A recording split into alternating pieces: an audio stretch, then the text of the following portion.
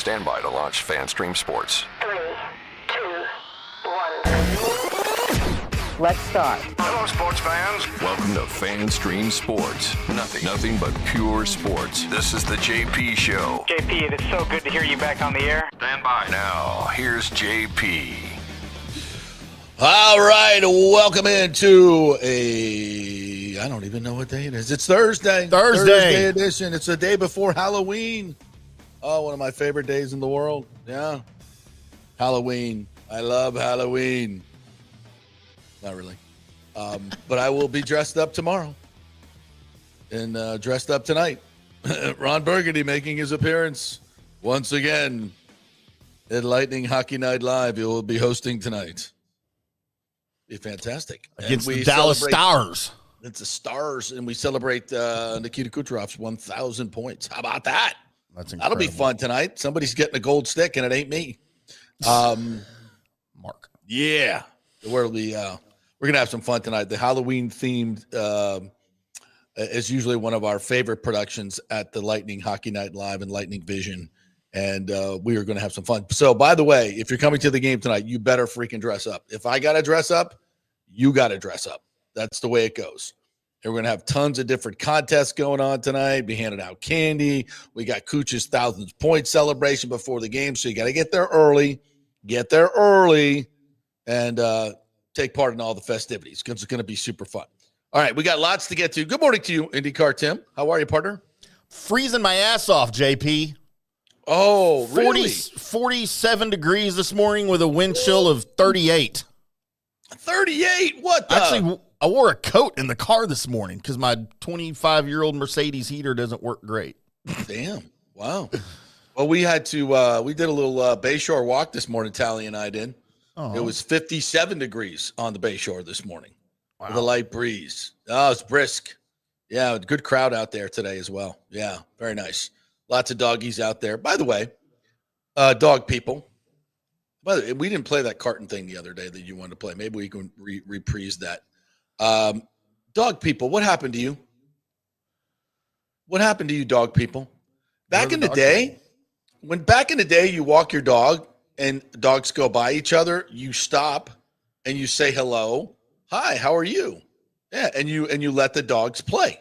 They run around, they get the leashes all tangled up. It's all part of it, right? They sniff each other. If you have a friendly dog. If you don't have a friendly dog, obviously not do that. But Tally is the ultimate friendly dog and always wants to get a sniff. But most people now, like this one person yesterday, like grabbed their dog and pulled it away. And the dog, and it wasn't a dangerous dog. The dog wanted, the tail's wagging, wants to play. Why don't people do that anymore? I wonder. I don't know. I ran into, in fact, this morning on the way to Bayshore, I ran into Cam Brate, longtime Tampa Bay Buccaneer tight end, and he had Archie. A little Archie was a little Labrador poodle. What do they call those things? Labradoodle. Yeah. Labradoodle-doo. Yeah. And they just, they went round and round and had a little, sniff. Their dogs are, they're beings. Let them play. What's wrong with you people? What's happened? What's happened to the world? Why are we not stopping to say hello and sniff some butts? I mean, not the people. We don't need to do that. But JP, what would you do if you're walking around at Benchmark International, not Amalie Arena, right? And you're just minding your own business, walking down the corridor there, headed to the elevator to take you to where you go, and someone just comes up behind you and starts sniffing your butt. Yeah, it depends on who.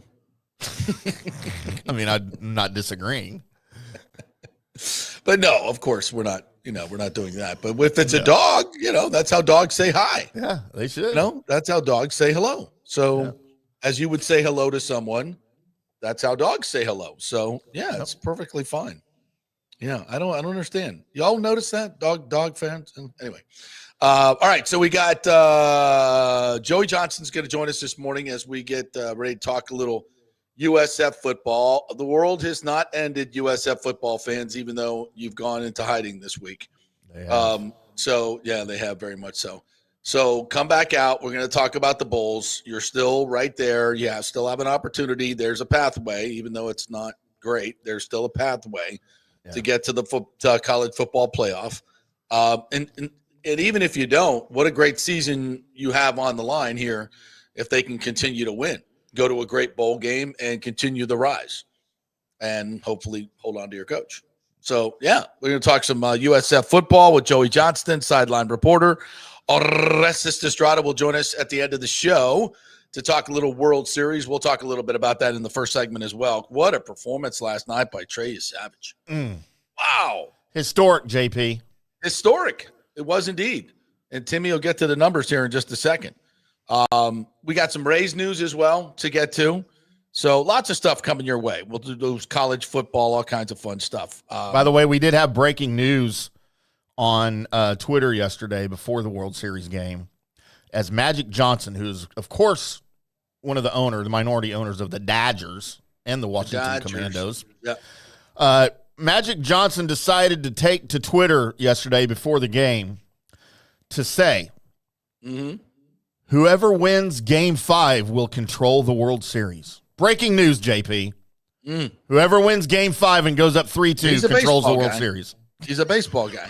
What the hell is that? He's a baseball owner. So, yeah. JP, here's my take on the Cowboys game against Arizona Monday night. Whoever scores the most points has the best chance of winning the game. Wait, let me write that down, Adam Schefter. I'm like, okay. What is that? Shefty. According to my sources, the Buccaneers are considering making a trade at the deadline. But they are also not considering making a trade at the deadline. Definitely one of the two. Breaking news. Oh, thank you, Schefter. Did you hear what he just said? He said the Bucs are thinking about making a trade, but might not make one. Oh, Lord. Yeah. And Sergio has already given up. Sergio's already out. Look like the Bucs are making any moves. Did you see all the trades that went down this week? None. Has there even been a trade? I don't think there has been. The deadline is November 4th. That's Tuesday. Next Tuesday. So just chill. And I think the Bucs are going to do something? I do. I do think they're going to do something, but I don't know what, and I don't know how. But I do think they're going to do something. Call me crazy, but I do think they're going to. And I would say the most probable thing would be an inside linebacker. That's what I think is most probable, because you don't have anybody on your roster that you really feel like could be better than what you already have on the field. So I think they probably feel they can find a right guard to solidify that shot. Like they feel that they got somebody they can put there. I think at edge rusher, they feel like Hassan's coming back, and maybe they've just discovered Anthony Nelson might be able to be a starter. You know, it's funny. I remember talking about this in the offseason. We're like, yeah, we need to get one of those prototypical edge rushers, 6'6", 6'7", 270 pounds, 260 pounds, who can come off the edge and swipe and cause fumbles and do all that. And like, Anthony Nelson's been sitting there the whole time. There must be something about this guy that they don't like. But when I see him on the field, I see a starter. I see a guy that makes plays. We need playmakers, especially coming off the edge. Every time this guy plays, he makes plays. By the way, he started this week. By the way, he's the NFL Defensive Player of the Week. Yeah, you understand this, that the Bucs have two guys that have been players of the week in the NFL and don't start. Sean Tucker last year and Anthony Nelson this year. Yeah. Like, at some point, the coaches go, maybe he should be getting more than 30% of the snaps. I mean, I feel like we know why Sean Tucker's not starting. 0%. Yeah. But with Bucky out, he's barely gotten a sniff. That is even with Bucky out. And last week, I thought every time he touched the ball, he did something good. That is questionable. Yeah. Yeah, Nathan Elliott says one potential trade was Chris Braswell in a 6th-round pick to Jacksonville for a wide receiver in a 6th-round pick. Anybody who wants Chris Braswell can have. I don't think we're going to deplete our depth at the position to make a trade for a wide receiver. I don't see that happening. I don't know if that's rumored where you heard that, Nathan. Unless he probably heard that on the Bucks Nation website. Yeah. By the way, all right, let me just finish my thought. We'll go in on these a-holes. Yeah, I just don't think so. And if we do trade for a wide receivers, what that tells me is Chris Godwin and J-Mac are not coming back as we thought they would be, or they're scared that they're not. So Bucks raised both, said, let's go get Bradley Chubb. I like that idea. And not for a whole lot. I mean, he's obviously injured and his contract is expiring, I'm pretty sure. Yeah, if you want a 6th-round pick, we'll give you that. Add some depth at the position and maybe find a guy. I mean, when that guy was healthy, he was freaking wrecking crew. And it's better than probably what we got right now. So, yeah. Greg DeCruz says, I think Bowles feels confident enough in his secondary to allow him to blitz more. They are highly unlikely to find a star edge rusher. Yeah, the big move for the Crosby or the Trey Hendrickson or any, that's not coming. That's not coming. That's not going to come. No. Something like a mid-round pick for Phillips, or if, somehow, Thibodeau now, he's like the number 3 guy, but he's super talented, a former 6th overall pick. You might have to pay a little bit more for him. I don't understand why everyone thinks the Giants are so ready to get rid of him. Yeah, that's another thing. Why would they do that? Mm-hmm. Well, because what are they, 2-6 now? The Giants, they're kind of out of it, and he's a number 3 guy playing on a 5th year option. Guess. So he fits the profile to be traded, and I think if they could get a 3rd-round pick for him, they'd do it in a heartbeat. And I think we should think about that. Well, with the whole thing, with Reddick coming back, you've got a lot invested in him. He knows the system. He's played pretty well. Not incredible, but pretty well. You kind of got what you paid for in Hassan Reddick. You paid 2nd-tier money for an edge rusher and got a 2nd-tier edge rusher. He's not a 1A or 1 or a 1A. He's kind of a B. And that's what you got. I think he's been playing well. The defense, the metrics are good.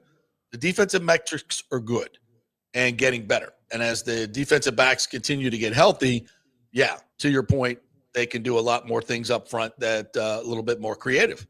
So I'm not really worried about the defense right now. I'm worried about the offense. I'm worried about the Bucs offense because when the Lions played the Buccaneers, they showed something that the Saints did, and I think every other team is going to do, and that's spy Baker Mayfield, not let him out of the pocket to go make plays. And when he has to stay in the pocket, and I think he's beat up a little bit, he's had an oblique and a knee injury. He's been challenged with his accuracy. His accuracy the last 2 games has not been great. I mean, it's not what it was earlier in the season. So did he suddenly forget how to throw the football? No. He's not able to step into his throw. He's not getting out of the pocket like he once was to be able to get those lanes, because let's not forget he's 6'1", to get those throwing lanes that he can get out and extend plays and make plays. That allows your receivers a chance to uncover, and they need that. They need a little extra time because these guys are not your Mike Evans, are not your number 1s, number 2 guys, Godwin, who can win right off the line, and you know exactly where they're going to be, and you have that chemistry with them, and the passing game runs through those guys. And you don't have that because everybody's freaking hurt. Everybody's freaking hurt. So, and by the way, this, boys and girls, is how pass rush can affect quarterback play without registering sacks. Everybody's like, well, we don't see sacks, so they must not be getting to the quarterback and affecting the quarterback. We hear that all the time. No, this is exactly how you do that. Look how Baker's playing, and I know he's going through a little bit of an injury situation, at least we think. And you don't have to register a sack to affect the quarterback play. And that's, right. I think that's part of what's happening with Baker right now. He's getting hurried. He's hurt. It's a combination of all these things. It's affecting his throws and it's affecting his play. It's not something that will last. It's not something that's going to happen the rest of the season, I don't think. So let's not panic over it. Yeah, I agree. Nathan Elliott says, Yard Barker, Bleacher Report had a couple of others have put the potential Braswell plus a 6 for Brian Thomas plus a 6 trade out there. There's no way they're trading Brian Thomas world for Chris Braswell. What in the world? Come on, guys. Come on. Use your football brains. Come on now. As I believe, not that it means a whole lot, but didn't Liam Cohen say they're not trading Brian Thomas Jr.? And they certainly not trading him for Chris Braswell. No. Come on, guys. I think Liam Cohen knows Chris Braswell. I think, to your point, they're looking at Bucks Nation too much. Have you seen this website? And this, I mean, this. How in the hell is this even legal? Do you have the latest bullshit thing that they put up? And I call and I get mad because everybody hits me up and sends me these, and I'm like, that's not real. We did not just trade for AJ Brown. You might see that on NFL websites if we did. And they were reporting that the Bucks and Joel Glazer made a trade, not Jason Light, but Joel Glazer made a trade for AJ Brown. I mean, what are we doing here? Yeah, and the one yesterday was Ed Hockley quoting Ed Hockley, the former NFL ref, ripping into current refs about the stupid play against last week. Yeah, here's the one. Bucks Nation. Bucks acquire Eagles Pro Bowl wide receiver amid Chris Godwin injury crisis, and co-chairman Joel Glazer's decision leaves fans. I mean, Joel Glazer traded for AJ Brown. How many? And the one with Ed Hockley had 550 comments and 480 shares. Which, of course, these fake website people get paid on these views, and like, how does Facebook allow them to continue to do this? Because it's some of this stuff they put out there is borderline slander. Oh, here's the Ed Hockley one. Yeah. Legendary referee Ed Hockley calls for NFL to re-examine Ron Torbert after phantom whistle controversy in Buccaneers Saints game. Ed Hockley never said anything. He's retired. Yeah. And he would never, come out of retirement to criticize Ron Torbert. But people swallow it hook, line, and sinker. And then we have to come on here and no, that's not true. But how are they allowed to keep doing this and posting this shit? Man, I don't know, but there are, JP, as you and I talked about off the air, there are 1,000 Facebook pages pretending to represent NFL media for NFL teams like this. There's 1 million of them for Cowboys. I literally have people probably 20 times a day send me an article from Facebook. Yeah. And asking me, hey, is this real? Did the Cowboys just trade for Tom Brady, even though he retired 3 years ago? And I'm like, number one, do you really believe that would ever happen? And number two, unfollow that website and block it right now, that Facebook page. Here's the one that got me, though. I don't even follow Bucks Nation. It's asking me to follow, and this shit keeps popping up in my feed. Here's the one that got me, though. I look for Buck stuff. Yeah. This was from yesterday. Yeah. Heartwarming, JP. Buccaneers legend. And they don't name him, but they put the picture on it of Doug Williams in his Redskins. Is that how they get around the slander charges? I guess he's diagnosed with dementia and he can't speak, according to an unnamed family member, JP. But he recognizes games. A month ago on stage speaking. Right? Yeah. I don't know the legalities of it again. And by the way, if you click on this website, I don't know how y'all have your computer set up, but look, number one, you can tell something by a website name. Our website is fanstreamsports.com. It's exactly what you get, right? Yeah. When you see it, it's what you get. Their website, for those listening to the podcast and not on visual here, is true.qynrafinance.com, and then the string of Buccaneers. Okay, you're trying to tell me that's a legitimate news site. Yeah. My computer won't even open it because it says it's full of crap. Right. Yeah. You guys got to, and I'm not calling anybody out, but I know you Bucs fans are smarter than to fall for crap like that you see on useless Facebook pages to believe that any of it's real. And sometimes you see headlines like the Hockley thing. I'm like, wow, really? Did he really do that? That's crazy. It was a shitty call and really weird. Yeah. And then the quote from him, I'm like, oh, that sounds very professional and very good. And the stories are very well written, AI written, obviously. And you wow, and it looks professional. It looks the part. But you're like, yeah, not really. And it's up so at this point, Facebook should know that it should be reported enough time that this is all bullshit. And even to some degree, a lot of the AI stuff that's being done now with voices that looks so real, I mean, most of it's funny as hell. But some of it's, you're like, wow. And I think a lot of people believe it, and they make judgments based on what they're seeing and hearing. It's really bad. JP, listen to this one. And I feel like we're giving them too much airtime, but it's funny. Yeah. This is from October 28th at 12:54 p.m. After a dominant win over the Saints, Coach Todd Bowles says greatness is earned, not given. No cameras, no celebration. When the entire Bucs team had left the field, one man remained in the Superdome, deep in thought, reviewing every play in his mind. And in that quiet moment, Bowles realized the Buccaneers have found their leader. What? There's another one going around where it's like, and then he started singing "God Bless America," and it's this patriotic thing. It's Brent Venables. And right. They did it with Brent Venables and Mike Norvell as he was leaving the field. He one lone voice, started singing "God Bless America," and it's like, I'm like, oh my God! And then you see one with Brent Venables. You see what, like, evidently every coach that's on the hot seat. I support Mike Norvell because he did this, and it's like, you can't believe any of this shit. We are in the age of misinformation. Nothing is real. Everything's a scam. JP, do you want to know? Is a scam. Do you want to know why you haven't heard anything from Bucs Nation until now? Why is that? They just started this page on October 16th. Yeah. This thing's 2 weeks old, and it has conned 3,300 people into following the page. Yeah.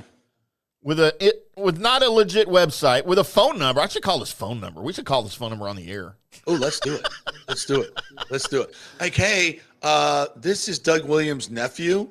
You just wrote a story about him not being able to talk. We're going to sue you.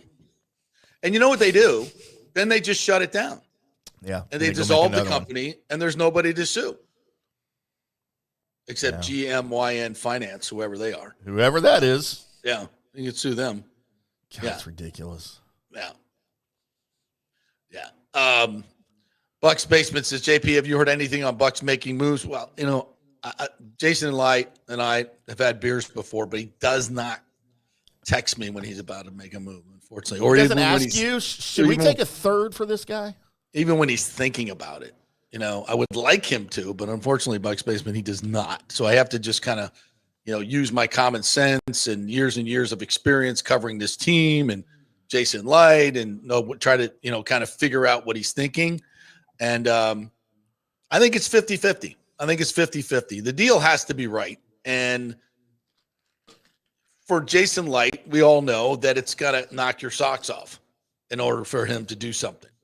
And I think, we'll see. Let's just wait till the deadline comes and goes. Let's see what happens this week. Other teams.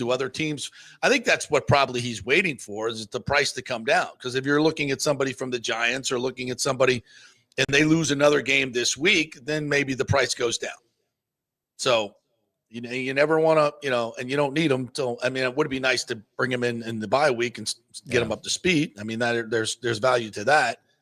But I think they're probably going to wait until next week.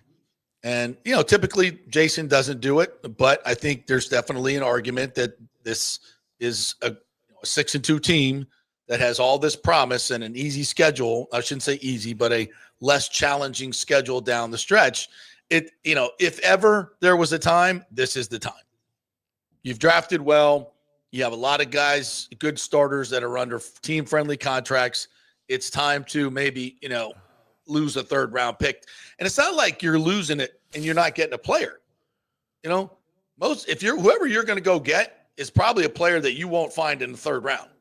It's probably a very productive professional player that you would dream of getting in the third round or maybe even the second round. Yeah. But they usually come with a higher price in terms of their salary, and it's a salary cap game. So there's that. So, I think if there's ever been a time, this is it. Even last year, we were like, we're still a few pieces away from a Super Bowl roster. It's probably not the time. But this year, I think with with the landscape of the league looking as it does, no dominant teams in the NFC, no dominant teams in the AFC, really. It's wide open. And if you can get an extra piece that's going to help you down the road, why not do it for a draft pick? Absolutely. But so have I heard of anything? No. But they're very tight-lipped over there. There's not going to be. I think a lot of these rumors, Nathan, that you hear does not fall for BS. Only share the stupidity for laughs. Yes. I think a lot of that is agent-driven. An agent wants to get a guy out of a certain place. He's going to call the Adam Schefters and all these guys and say, "Hey, it's I got a call from this team, and they're talking about dealing." And they'll put the trade rumors out there. So it's more agent-driven than it is. No GMs are out there calling Adam Schefter and say, "Hey, we're thinking about trading Brian Thomas Jr." Unless it's complete subterfuge and they're trying to find, I don't know, dump a guy or do something. I don't know. But whatever you hear in terms of trade rumors, how often do they actually pan out? Yeah. In my experience, not very often. So, everybody wants to do it, but it's not. And look, let's throw this hypothetical out there. We've got the Bucks have Hassan Reddick right now that you were able to wait for to get in free agency. If you had given a third-round draft pick for Hassan Reddick last year, yeah, I think you'd have been happy. Like, yeah, man, we're getting Hassan Reddick for a third. Yeah. Now, if he had the stats that he has now at this point of the season, would you be happy giving up that third-round pick? Is he playing like a third-round pick right now? Probably. Yeah. Yeah. I don't think you'd be unhappy. But what if it was a second? And that's the gamble when you make trades like this for guys that you have high expectations for. Mm-hmm. If they don't live up to it, it blows everything. Right. And that's why GMs hesitate to do stuff like this. Yes. Absolutely. All right, we're going to take a break. When we come back, Brian Bradley's going to join us live from Benchmark International Arena. I wonder if he'll be in costume. Oh, it's too early for that, right? Yeah, no, and Brian Bradley's not going to be in costume. He's not going to be in costume anyway, is he, on TV? That's 100% not happening. We are brought to you by the Jeeves Law Group, JEEVESLawgroup.com. They are local, they are trusted, and they get results. They also bring you the Gator Report each and every Friday with Scott Carter. So if you are involved in an accident, always call the Jeeves Law Group, JEEVESLawgroup.com. That's the website. Email them and tell them you want that case evaluation, that free case evaluation, and they will hook you up. So give them a call over there, Jeeves Law Group, JEEVESLawgroup.com. It makes a difference if they know the local legal landscape, and that's Jeeves Law Group. Also, Genesis of Tampa.com. And by the way, Genesis of Tampa has a great offer. If you buy a new car, no payments until 2026. They're also asking, because they're a great local company with a heart, to drop off any donations for Jamaican hurricane relief. Those folks got absolutely hammered down there. And Mike Murphy is taking donations. He's going to fly down all the stuff that you bring into Genesis of Tampa. You can also buy MREs and bring those over. I think you can buy them on Amazon, have them shipped over to Genesis of Tampa, and they will deliver them. So we're partnering with Genesis of Tampa to get some hurricane relief to the devastated folks in Jamaica. So, just go to Genesis of Tampa. You can get more information on that as well. Back in 3 with Brian Bradley. Stay with us.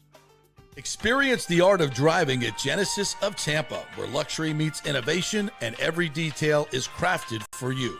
From the bold G70 to the refined GV80, Genesis delivers power, elegance, and technology years ahead of its time. Book service online, and our Genesis Experience advisors will pick you up and drop off your vehicle. If available, you can enjoy a courtesy car while yours gets a complimentary interior vacuum plus a generous offer for your trade. Every new Genesis comes with the Miracle Advantage Plan, 10 years or 250,000 miles of powertrain warranty and 4 years of complimentary maintenance.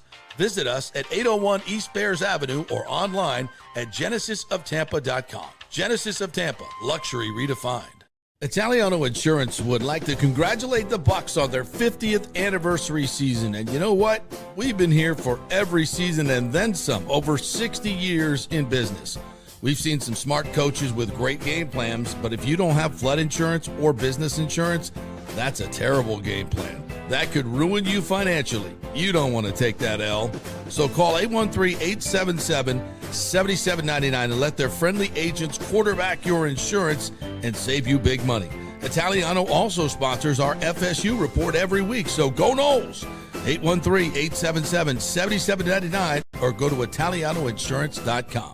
JP here for Riveters, our new official sports bar and grill of the JP Peterson Show. And just like our show, no BS, no corporate chain feel, just amazing, authentic folks serving great comfort food in a casual atmosphere at unheard of prices. Riveters is located just south of Raymond James and Steinbrenner Field on Dale Mabry, walking distance to the park, so free parking, great place for pregame and postgame. Let's talk about fresh food. Nothing is frozen. Burgers, wings, prime rib, roasted fresh daily, never frozen. That makes a huge difference. The mahi, the salmon, also super fresh. All our sauces are original recipes made in-house. Our Warhawk chili and fully loaded potato soup is made fresh in-house. It's the best food anywhere, served by people who actually care. Riveters on Dale Mabry, just north of 275, just south of where the Bucks and Rays play. We'll see you there. Are you looking to renovate your home, rebuild after the hurricanes, or build your dream home from scratch? Well, let me tell you about my friend Jason Fawcett and On-Site Construction. They have over 1,450 satisfied clients, 25 years of experience, over 500 designs, and a talented team of over 40 construction professionals. They believe building something exceptional begins by truly focusing on all the details, even the smallest ones. We understand that construction can be a daunting process, and we're here to make it as smooth and stress-free as possible. Quality is non-negotiable at On-Site Construction. We use the finest materials, employ the most skilled tradespeople, and adhere to the highest industry standards to deliver a product we're proud of and that you're going to love. Our project management is meticulous with a focus on completing projects on time and on budget. Your happiness is our primary driver. So give us a call at 813-579-5789 or check out our incredible website at onsiteconstructionfl.com.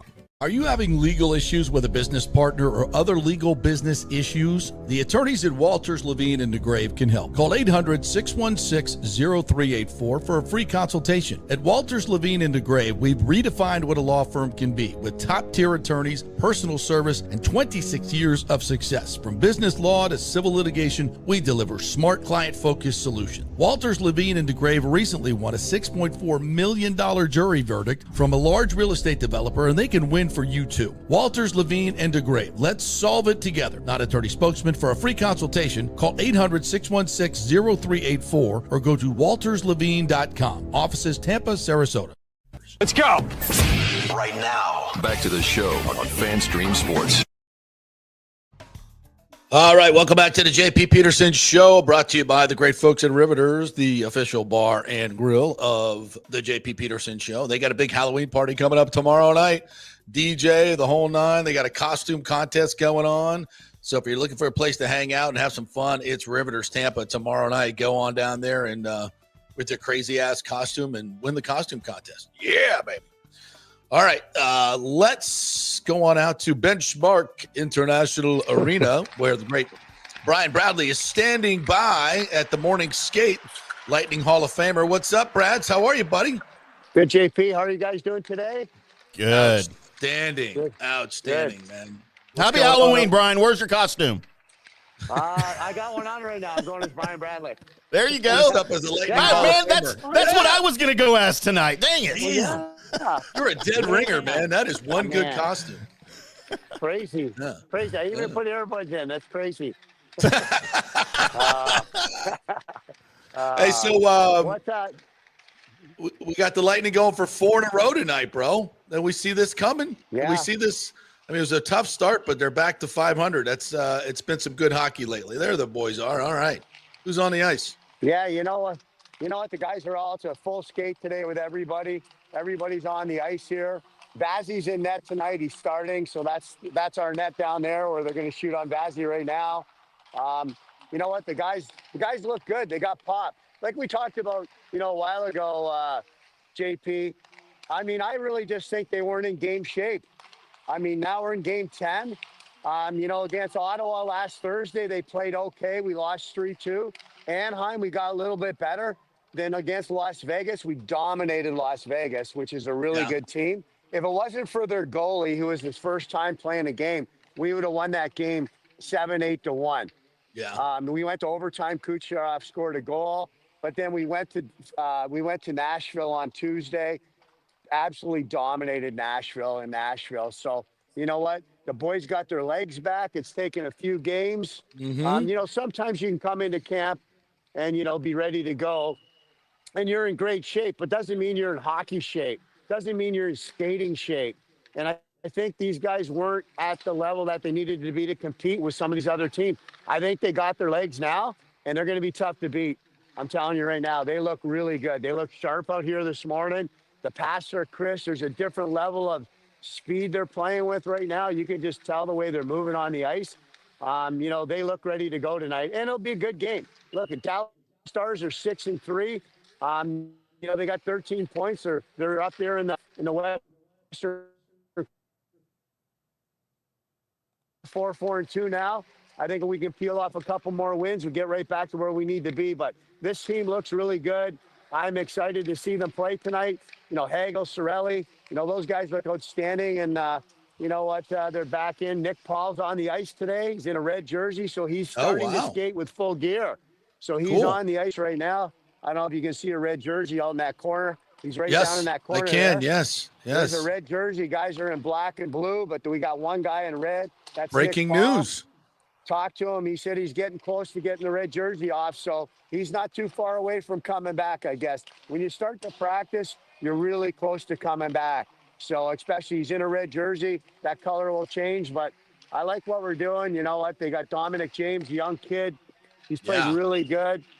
He's playing on line with Gage Gonsalves and Bjorkstrand. So, you know what? I like that line. And then the Yanni Gord line with,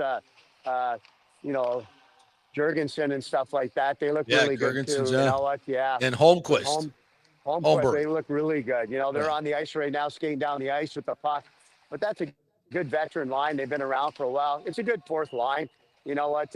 Obviously, the big guy, Curtis Douglas, is going to go in and out of the lineup just because I don't know if Dallas has anybody that's physically tough that can fight. Right. I don't know if they do. I know Utah has some guys, so Sunday he'll probably be back in the lineup, but I'm expecting him maybe not to play tonight, Curtis Douglas, with some of the other guys we got out here. See what happens. But, I like everything. We played really well the last few games, and we just got to keep the train rolling right now. I mean, this is a good team. I mean, exhibition, we were 6-1, but no one cares about exhibition games. Guys are going through the motions. Right. And then we got to talk about, too, is there he is right there in front of me now, Nikita Kucherov, 1,000 points. Second player in Lightning history to have 1,000 points. Victor Hedman has 800 points, but I think they're doing a stick tonight, a gold stick or silver stick. Golden stick, yes. A golden stick for his 1,000 points, which is amazing. I mean, to me, Kucherov will probably go down. He's going to beat Stamkos' record at some point, but he'll probably go down as one of probably the greatest player in Lightning history with all the Stanley Cups and everything he's did in terms of being on the ice. I don't think there's any doubt about that with the numbers that he's putting up right now. And his game has kind of turned around a little bit, don't you think, since early on? You're the only one I've heard talk about that the guys weren't really in shape, and I think you nailed that because they looked sluggish early on, and I'm saying, well, they're not that old. It's not like they suddenly got old, but they did look sluggish, and they looked a little slow, and that could be because they just weren't – nobody really played in the preseason. Well, you played – 2 games, and the games you're playing are like half speed. They're not really up to speed games in a preseason game because no one wants to get hurt. So you know what? I'm watching them play.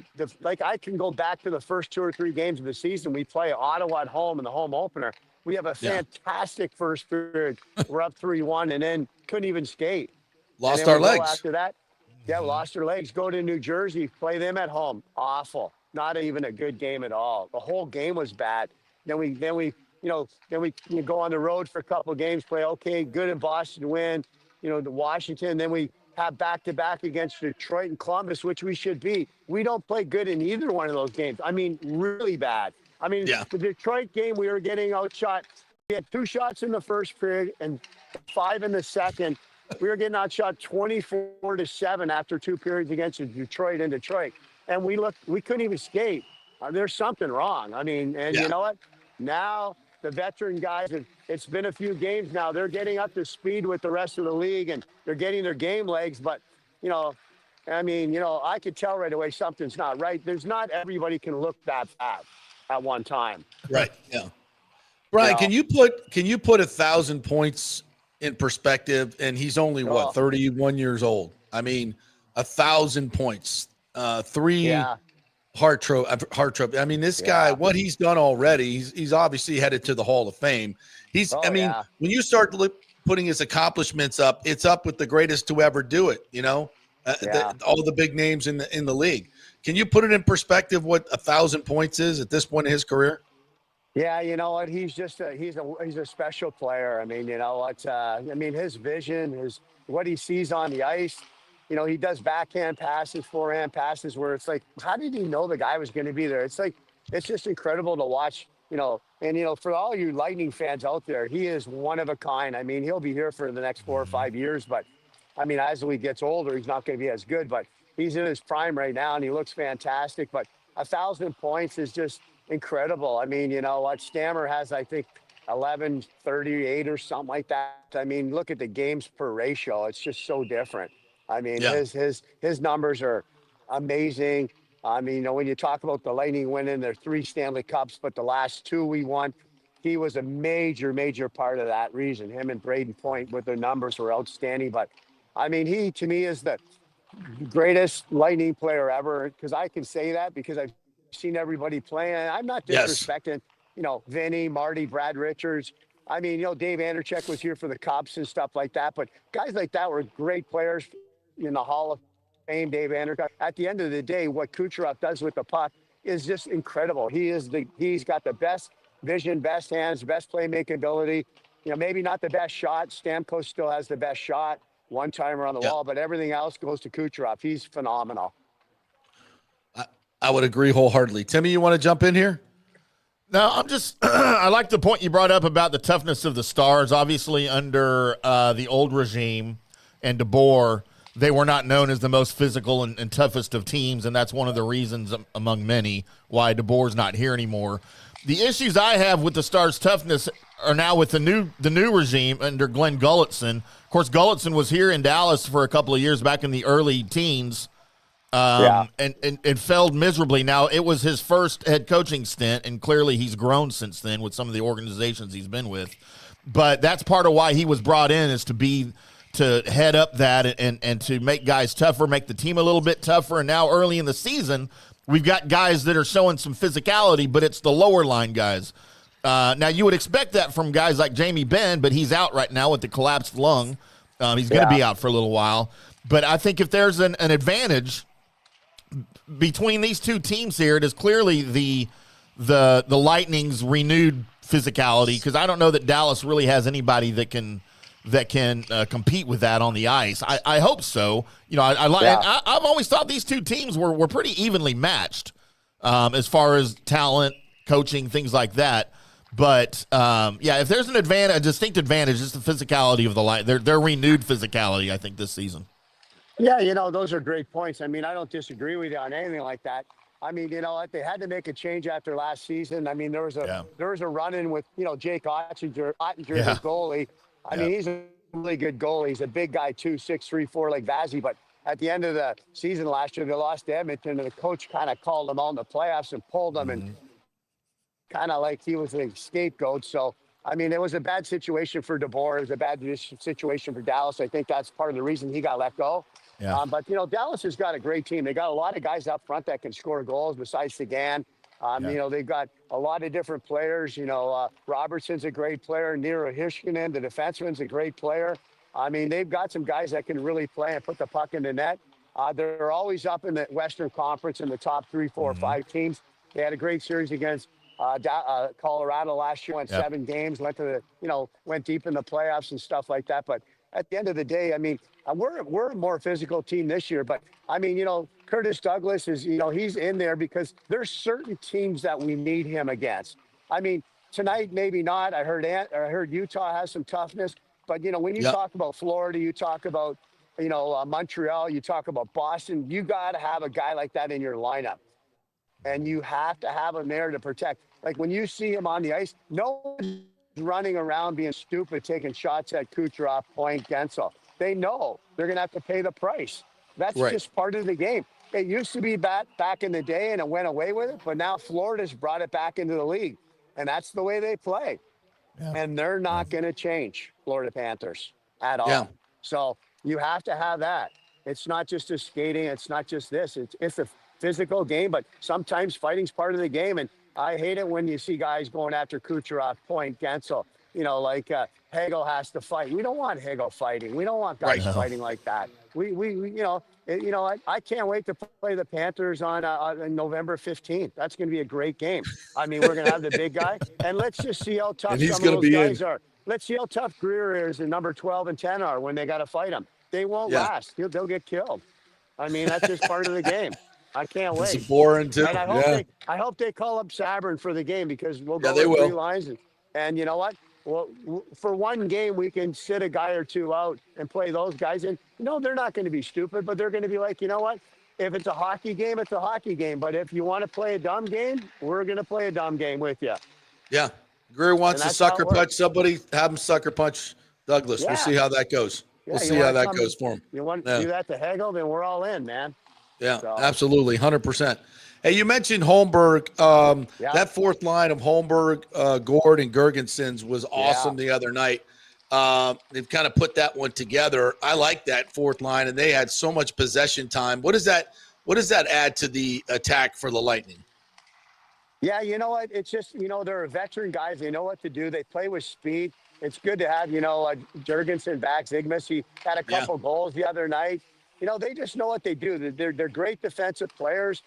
They play at high pace, and it kind of reminds me, and I'm just going to throw it out there. Okay. I don't know, but I'm going to throw it out there. They kind of remind me a little bit, but it's not there yet with, Barclay Gaudreau, Blake Coleman, and Yanni Gord. It's kind of a similar fit, that line.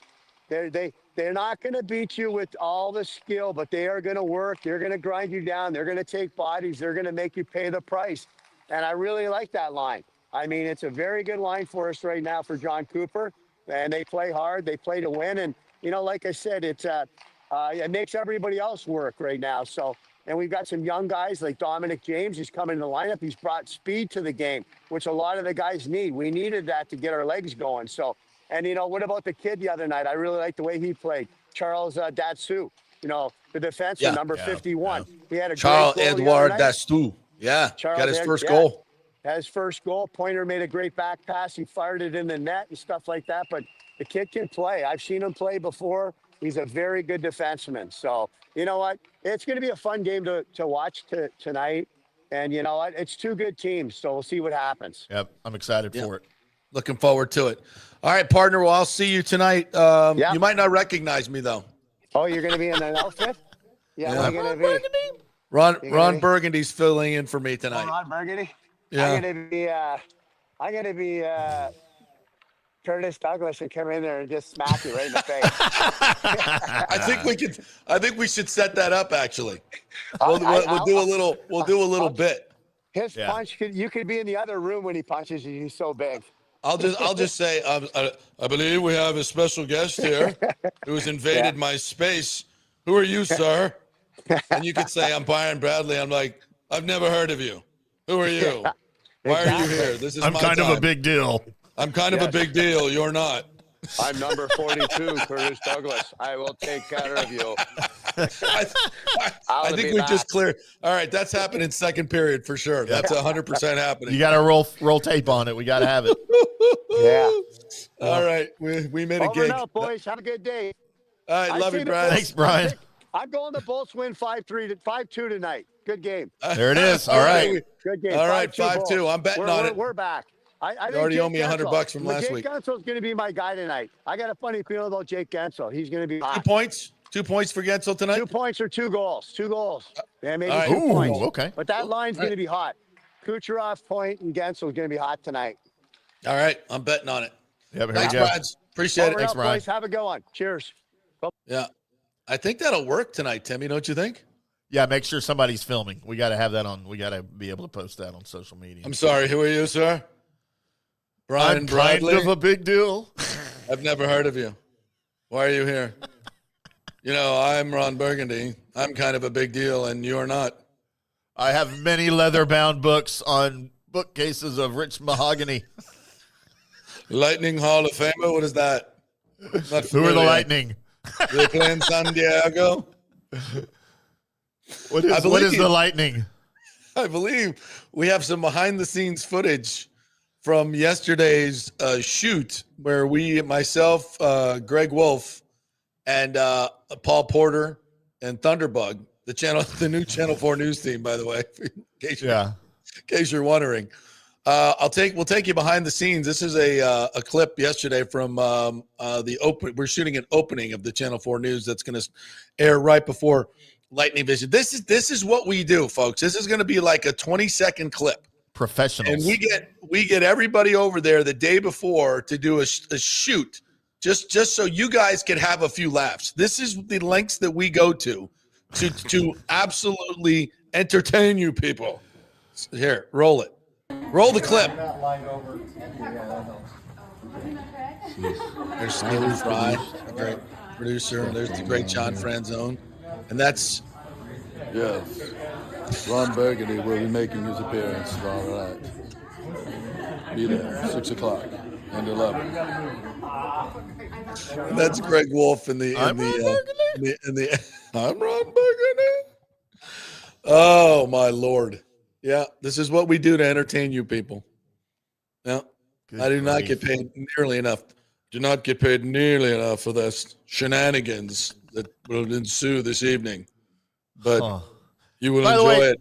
Hopefully. By the way, JP, I haven't mentioned that tonight for the Stars versus Lightning, I might be doubling up on my fandom with my vintage 1997 Mike Modano Stars jersey. Mike Modano.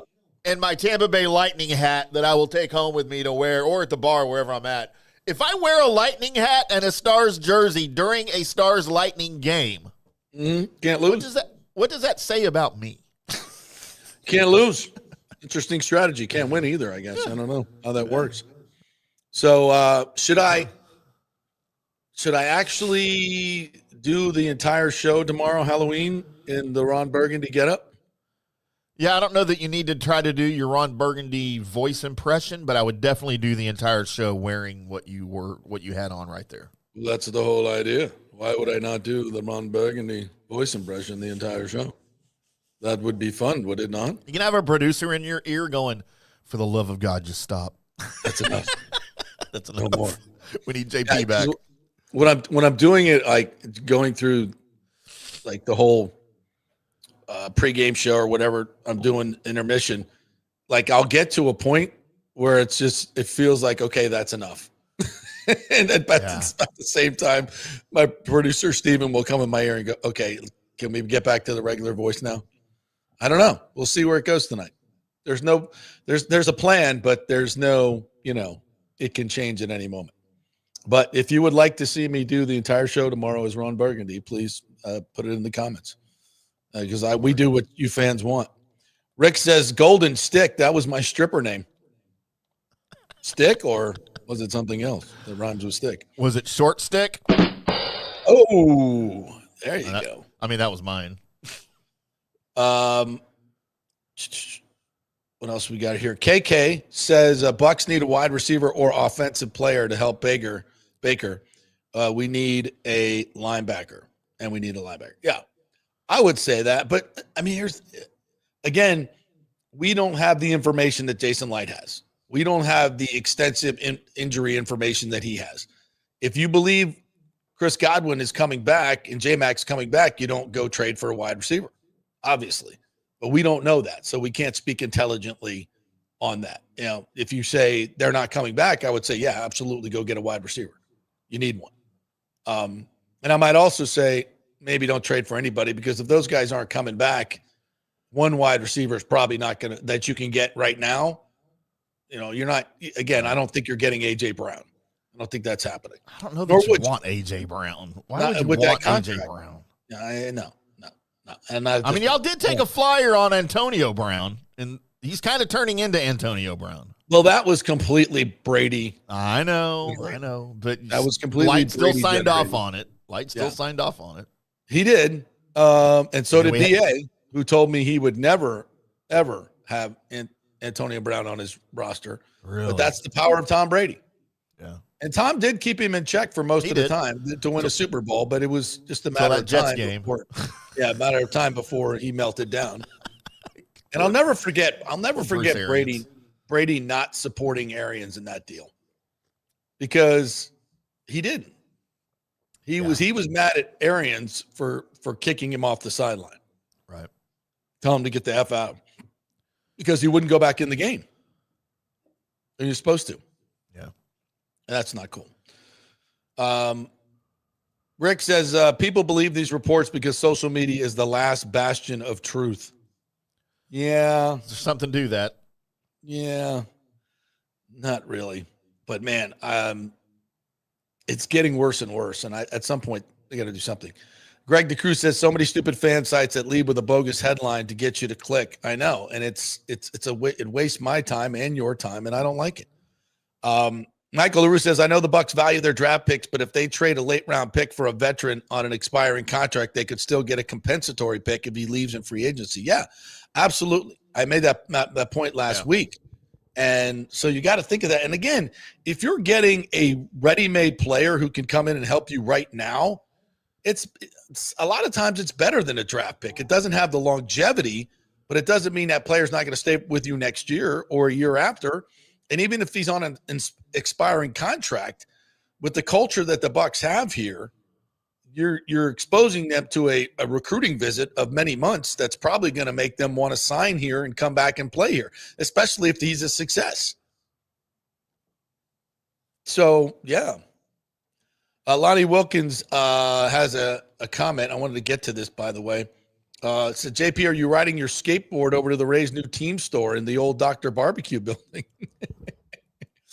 Thankfully, the new Rays pop-up store will not be dominated by skateboard culture. It'll be dominated by culture, Rays stuff. Why do you like hate real Rays stuff? What's that? Why do you hate skateboarders? I don't hate skateboarders. I think the idea of making your, what do they call those jerseys? The alternate jerseys, or what the hell are they called in baseball? The City Connect? The City Connect, yeah. The City Connect jersey was all about skateboard culture and art culture. Just right, weird. I got you. Yeah. So need to do away with those, by the way. So we'll talk about that on the other side. Quick break. When we come back, Joey Johnson's going to join us, USF sideline reporter.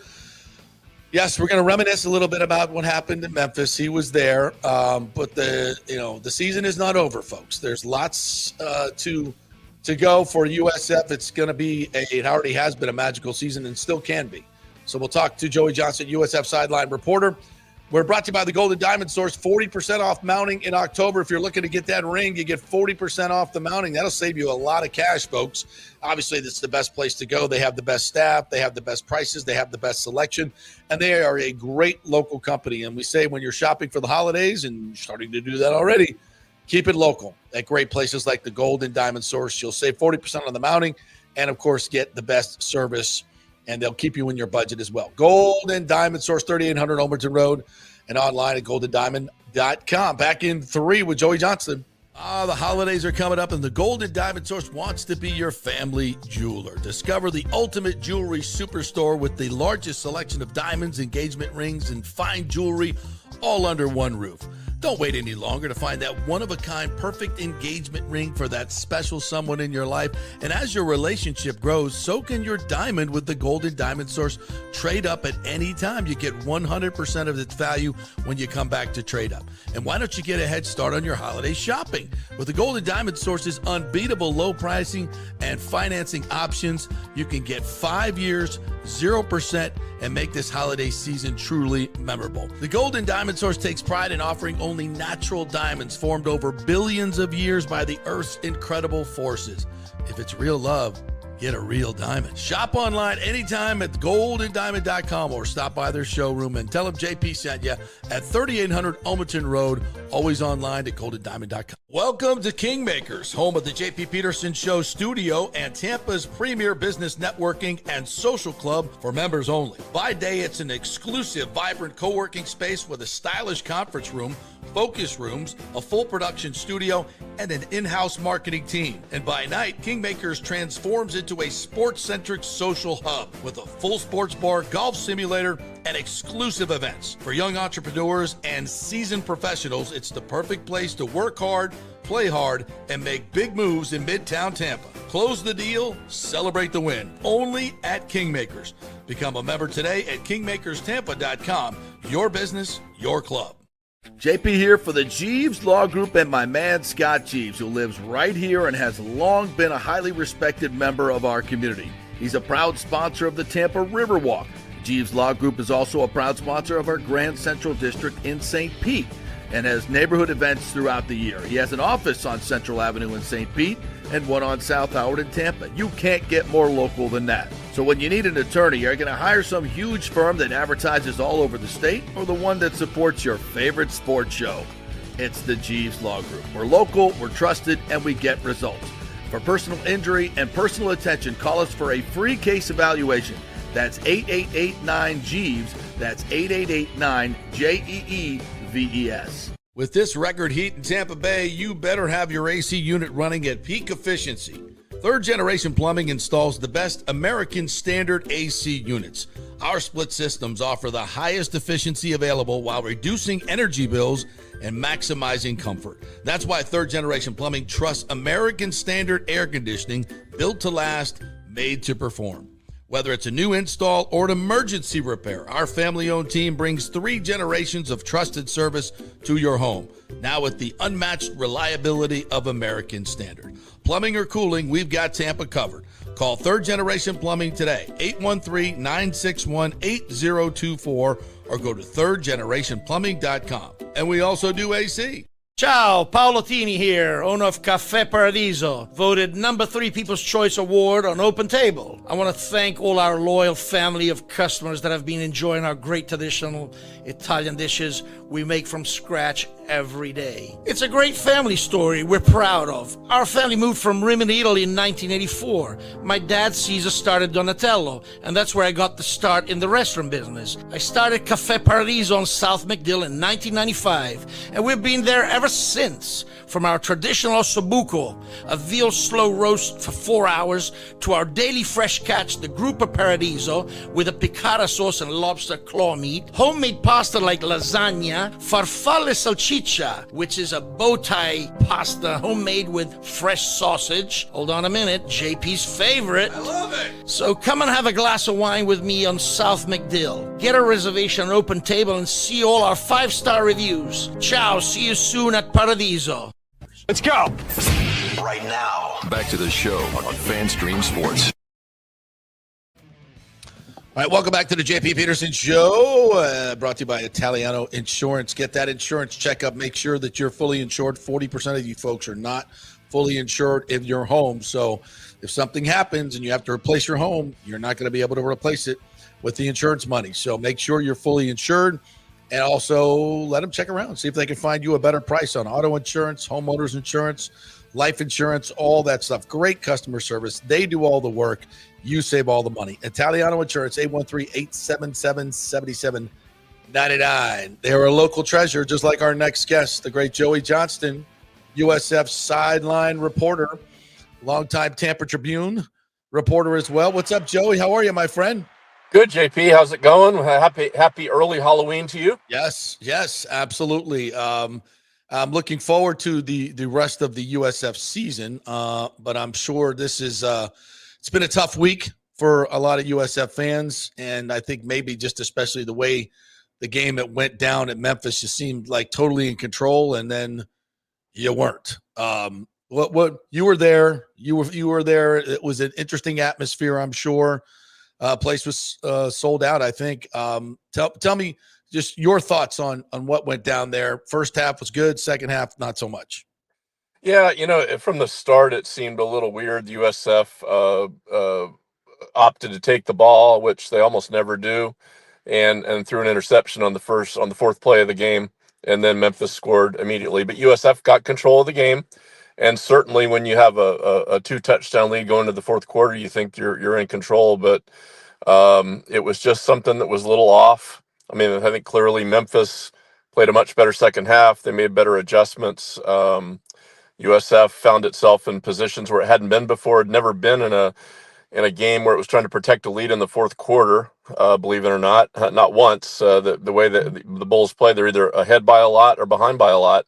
So it was a completely different animal, and certainly they could have managed the game better. I think that's pretty obvious throughout. There's several things you can look at there. And they did put themselves in a position to put it in overtime, but man, I tell you, the special teams, which had been such a strength, did not come through. First of all, to set up Memphis's go-ahead drive, they managed just a 23-yard punt, USF, which was terrible. Yeah. And then positioning themselves for the field goal, a holding penalty made it from a 42 to a 52-yard field goal. I think it's good from 42, right? Yeah, probably is. The snap was low. The hold was not good. Nico Grammatica did get it up in the air, but it just faded left. It just wasn't a good operation. So the special teams didn't come through in the late game. Certainly, you could question the use of timeouts down the stretch in the last 2 minutes that could have given the Bulls more time to operate. Going forward on fourth down instead of kicking that field goal. That's the one that people harp on, and in real time, I didn't think of it as much as I did after the game, because it looked like USF was on a roll where they were going to just score every drive. Right. And Alex Golish does go for it a lot. Yep. He went for it on fourth down more than any other team in the country 2 years ago. It was 4th and 3, I believe it was. It wasn't a great call. It was like a rollout to the right. Yeah, that was short of the sticks. I didn't really like the call. But you don't think of it at the time that's going to come back to haunt you, but it certainly did. And I think one thing that's notable, Alex Golish did fall on the sword. He took the blame for it, and he pointed to that. He pointed to other things. Says he's going to get better. So it's not like he's saying this is my way and trying to defend it. I mean, he knows that things went awry, but very frustrating because even with all the things still in front of USF, they would have been in great command of the situation. They would have had their name announced on the first football playoff show on ESPN. They would have been in that hopper. Probably not going to be now. Had command of everything to possibly even host the championship game in the American. That's probably a long shot at this point. But all that being said, there's 4 games left. If the Bulls went out, I think there's a really good chance they'll be in the championship game. And if they win that, they're in the playoff, I believe, for the most part. So all those things are in front of them. This is, not what you wanted. Very frustrating result to I think clearly be a better team than Memphis, but not come away with a win. But the Bulls, they have a bye week. They got to dust themselves off, and they got to get back to work. Joey Johnson joining us here. I'm frozen on the screen, but hopefully you can still hear me. Yes. We got you. Yeah. Maybe my best look, actually. Yeah. You mentioned that he fell on a sword, and I think that's cool because this is, at that moment it becomes what's next, right? Is how do we go forward from here? And I think players, I think they want to hear something like that. They want to know that not that they didn't, but everybody's all in.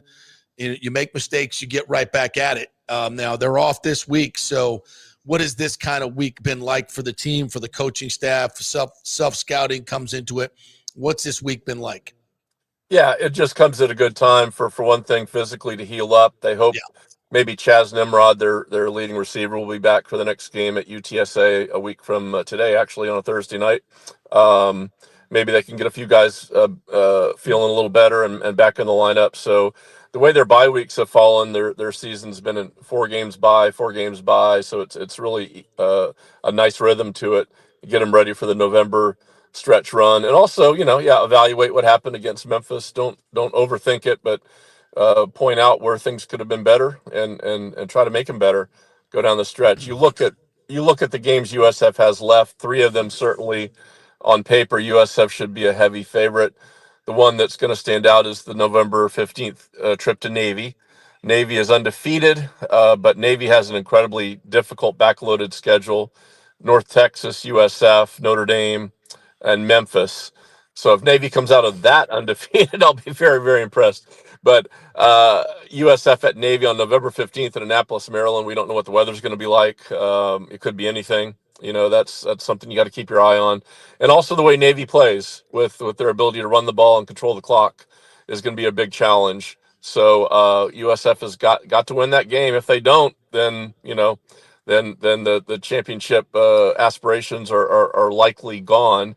It does make for a very interesting race in the American overall. There's a lot of things that can happen. Memphis will still have to play Tulane a week from Friday. That's a huge game in the league. Can Navy keep winning? Can North Texas keep winning? And can USF keep winning? So there's a lot of things that can happen, but I guess the cleanest way to explain it would be if USF wins out, there's a very, very strong likelihood they'll be playing for a championship in the conference because other teams will defeat other ones and people will have losses. But USF, the only thing it can control is its road. And if it goes 4-0 down the stretch in November, I think there's a 85 to 90% chance that the Bulls will be playing for an American Conference Championship, probably on the road, probably at either Tulane or Memphis. But all you want is a chance for it, and I think the Bulls still have a good chance for it. Joey, you're talking about the schedule here, and you mentioned, of course, the Bulls at 6-2 overall. You're tied for third place with the team that just beat you. Ahead of you, Navy, Tulane, and Memphis. You mentioned that Tulane and Memphis play each other. You don't want to say a throwaway game against UTSA because there's no such thing as we know in college football. But how do we keep the players focused on UTSA and the Roadrunners this weekend and not looking ahead to that all-important matchup that you mentioned on the 15th for Navy? Because that's really your season, but only if you get past UTSA this week. Right. Well, I will say that this coaching staff is pretty good at that, at keeping guys in the moment. That is one of their strengths, to make sure that you don't look ahead and you don't look back. So I don't think that's going to be a factor, and I think they'll be excited to be back home on a Thursday night on ESPN, a chance again to get your brand out there for the nation and put on a good show. UTSA is not as powerful as it was, like, let's say 2 years ago when they had Frank Harris at quarterback. They were kind of a machine 2 years ago. Not quite that. They've got a good running game, a good running back. So there are some things to account for with UTSA. But when you look at UTSA, you look at UAB, and you look at Rice, USF should win those games. I don't think anybody would argue with that. And you're right. The at Navy is a beacon out there that can control the season. But as we learned at Memphis, if you slip up, things can change. So you can't slip up. You gotta approach it one at a time, and all of them matter. USF sitting at 6-2 with a chance to get to 10-2, which is a long way from a couple of years ago when the previous staff led them to 4 victories in 3 years. So we can't lose sight of that. The program is going in a much better direction, and the fact that they started with 2 great wins and had the dream of a playoff right in their face all season, you can't look to that. It's hard not to, because everybody's talking about it, but you can't look to that. You got to take them one at a time, and UTSA is the biggest game on their schedule right now because it's the next game. And if you lose that, then everything goes awry. Yeah, I think to your point, Joey, there's still a pathway here, and that's the most important thing. And you learn a lot from losses. And sustaining success is the hardest thing to do in sports, and especially if you're a team like USF that's, a relatively, rebuilding program. You're in year 3 now with Alex, and sometimes it's that consistency that's hard to do from week to week or half to half, because they played a great first half against Memphis. They dominated, but you got to learn how to finish the games, and that's all part of it. So here we go. Hey, real quick, there was a bit of a controversy in the game that every time a USF player went down hurt, it was weird. I mean, the fans were booing. They were and afterwards, it's like USF players were faking injuries because they came back into the game. I was wondering if the surface was weird because it looked like a not a great surface to play, artificial surface, if that was giving the Bulls some trouble. What was going on with all that? Well, that's a great question, JP. And maybe I'm just naive, but I know we've over the last 3 years we've had a lot of USF players getting hurt on the extra points, and my response was, man, how is this happening over and over? What is this? I think I might be a little naive, JP. But it is what it is. I think the word is out there about potential strategy and tactics, and that's what the crowd was reacting to. It wasn't, reacting to an injury necessarily. I think it was reacting to the perception of what USF was doing to perhaps stop the game a little bit and give some rest. So we'll see if that continues. But there was a point where Alex Golish was kind of inciting the crowd a little bit, waving his arms, and kind of bizarre to see something like that. But yes, every time a USF player went down, the crowd was booing, and hadn't really seen that happen. But again, it's not like there's malice toward the player. I think it's the perception of what the crowd thinks is going on here. Yeah. And for the first time in 15 games, USF did not get a turnover. That was, a winning edge for Memphis. But Byram certainly had another great game. His 8th career 100-yard rushing game, ran for 122. He started, just rewriting the record books. Do you think he has a legitimate shot or an outside shot at getting some Heisman nominations, some Heisman thought? Because the rest of the schedule, he should be able to put up some big numbers. Yeah. At this point, I would say no realistically, because maybe that would be different if USF had beaten Memphis. And had they done that, I think he had one of his Heisman moments in the game, that 44-yard touchdown run, which might be the best play he's ever made as a Bull, where he ran, broke 2 tackles and hurdled a defender. It was unbelievable. But it gets lost in the shuffle in a game like this. Perhaps he can get his name out there in the last 4 games to some degree, but you need a ton of momentum, and you almost need to be undefeated at USF's stage. The one thing I will say is I don't believe there is a clear-cut Heisman guy at the moment as we go into November, and exactly. So we've had some seasons like that where you get in November and it's like, man, who's going to win the Heisman? And somebody emerges. So maybe if Byram puts himself in this spectacular place where he's making plays like that all the time, and the right national people start talking about him, maybe it's possible. I don't know.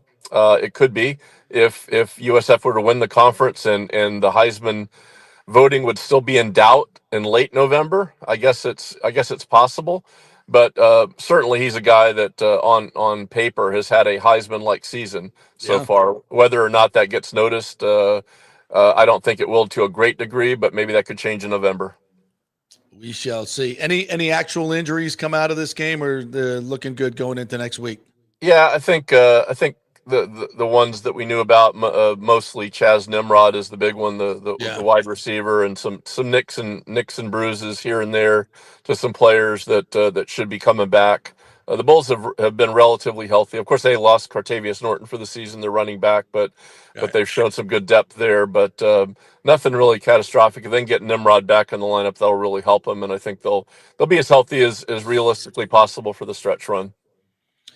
All right, Joey, great stuff as always, my friend. Appreciate your time. And we got next Thursday, UTSA. We had 49,000 for the homecoming game.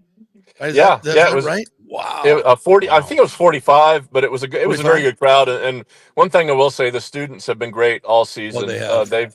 They've been packing it out throughout. So I hope that continues. And they've been a factor. They've been loud. They've been crazy, and they've been what you want your student section to be. So kudos to them. And Thursday night it'll be salute to service night with the Bulls decked out in the red, white, and blue. So that'll be a cool element. It actually is a cool show. If you've never seen it, they bring all the service branches down and salute them and play all the patriotic songs. It's nice. It's very well done. So I would encourage people to come see it, because if you're military, have any ties or any interest in that, it'll definitely be worth watching. Nice. We don't have a Lightning game that night, do we? Let me check real quick. The 6th, right?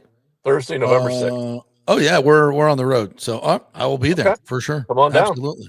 Yeah, that'll be fun. All right, Joey, thanks, stuff. Appreciate it. Great stuff. All right, thanks, guys. Appreciate it. Joey Johnson right there. how the narrative changes. It's just one call here, one play there. You beat Memphis, and you're just on top of the world. You're up to probably 14 in the poll. As Joey said, you're on the college football playoff show. There's the big USF logo. Sure, Rob Higgins would be on the stage somewhere. Sure.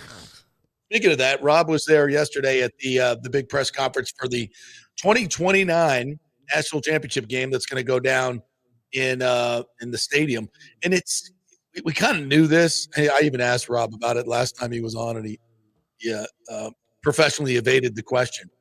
But it's kind of been in the works for a while, and it's at the end of the 2028 season, by the way. So it's the 2029 game, and it's interesting that the Rays have put that timeline of 2029 on to have their stadium done and obviously the entertainment district around it, which would be really, really cool. So they could be hosting the national championship game in January, hosting the World Baseball Classic in March of that same year in their new stadium. So that's what all this, there's going to be a lot of political stuff coming up soon about public money. And that's what this goes into. To host these types of events, you have to have these type of complexes. And it's also interesting is that Raymond James Stadium. Now they can add about 4,000 bleachers, the Brady bleachers in that south end zone. Brady, is that what they call them? Yeah, the Brady bleachers. Yeah, because they sold those suckers out, 4,000 seats. So it brings the capacity right up to about 70,000. You could probably add more in the other. I think they've done that for Super Bowl as well, put up bleachers in both end zones. So you can get it up to about 75, but it'll be interesting to see what the Bucs are going to do with their renovation plans. So if they're going to have a national championship game and they're going to do a renovation, I would think you obviously cannot have the stadium under construction during that time. So with the timeline of 3 years, I would expect the Bucs to tell us what they're going to do or what the plans are relatively soon.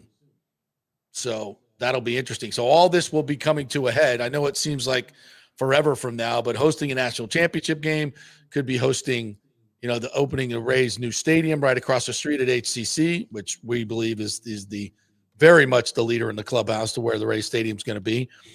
Hagan told us that they're looking for a vote in the first quarter of this year in terms of public money. So they've been, as we know, negotiating at HCC and talking to those leaders. So if there's going to be another spot, they're going to have to identify it and get through the land acquisition process and all that relatively quickly. So, I mean, how cool is this though? National championship game going to be here, maybe a World Baseball Classic, the Rays opening up their new stadium. And then I would think when the Bucs renovate their stadium, what's next? Another Super Bowl. Yeah. Because we're one of 5 cities to host 5 or more Super Bowls, and now we're only one of 3 cities to host 2 or more national championship games. So, yeah, Tampa Bay is on the map for major events, and building a sports complex, if the Rays do choose HCC and that entertainment district, and then add on to it whatever the Bucs are going to do. That's a wow. That's a big time wow. I mean, that is going to be because you can, host things in the other stadiums that are nearby, all kinds of things that you can do with the entertainment districts and the hotels and everything that are going to be built. Well, and not to mention, boy, a lot of really, really good jobs for the economy in the building and the sustaining of these areas, which is something we desperately need. So. Yeah. Good. It's all, if people are going to say, oh, I don't know if we want to spend that much money. You're spending money to make money. It's an investment. Spending money to bring it's a great investment. And I know there's a lot of academics out there that will throw a lot of numbers at you and say, no, it doesn't work that way. I don't get that, be quite honest, because your eyes tell you something different. You can make numbers say whatever you want. And there's a lot of academics in this world that hate sports and have hated sports since they were a child, which is why they'd be going to academia. And they just, and they can just cook the books any way you want to say putting money into stadiums doesn't work. Well, my eyes tell me differently, that when I see these stadiums go up and real estate values go through the roof and condos and townhouses and all the residential and commercial, all this stuff that happens around it, and you're telling me that's not economic impact? I don't get that. I don't get that. My eyes tell me different than what your algorithms are telling you. It doesn't jive for me. All right, we'll take a quick break. We'll come back. Hey, JP, before we go to break, yes, I know we got a couple of minutes here. Can I throw a couple of points out here at us? Mm-hmm. Yes, please. As we have a little bit of breaking news in the college football coaching world. No, not a hire, but another fire. Not another firing. Louisiana Governor Jeff Landry spoke this morning. He says the LSU athletic director, Scott Woodward, won't select the next college football coach. There will be a board of supervisors who will assemble a selection committee to find a new coach. And that sounds bad enough as an indictment on Scott Woodward, but when you see the exact quote, I can tell you right now, Scott Woodward is not selecting the next coach. Is your quote from your governor? Well, if the man is part of two of the biggest buyouts, the two biggest buyouts in the history of college football coaching, well, then that's probably a smart move by Governor Landry. So, no, and I agree 100%. This kind of begs the question, though, what the hell is Scott Woodward's job? And I know you do more than football as the AD, but isn't that kind of your primary job description? Run the football program. Yeah. Hire the coach. And now he can't do that. Yeah.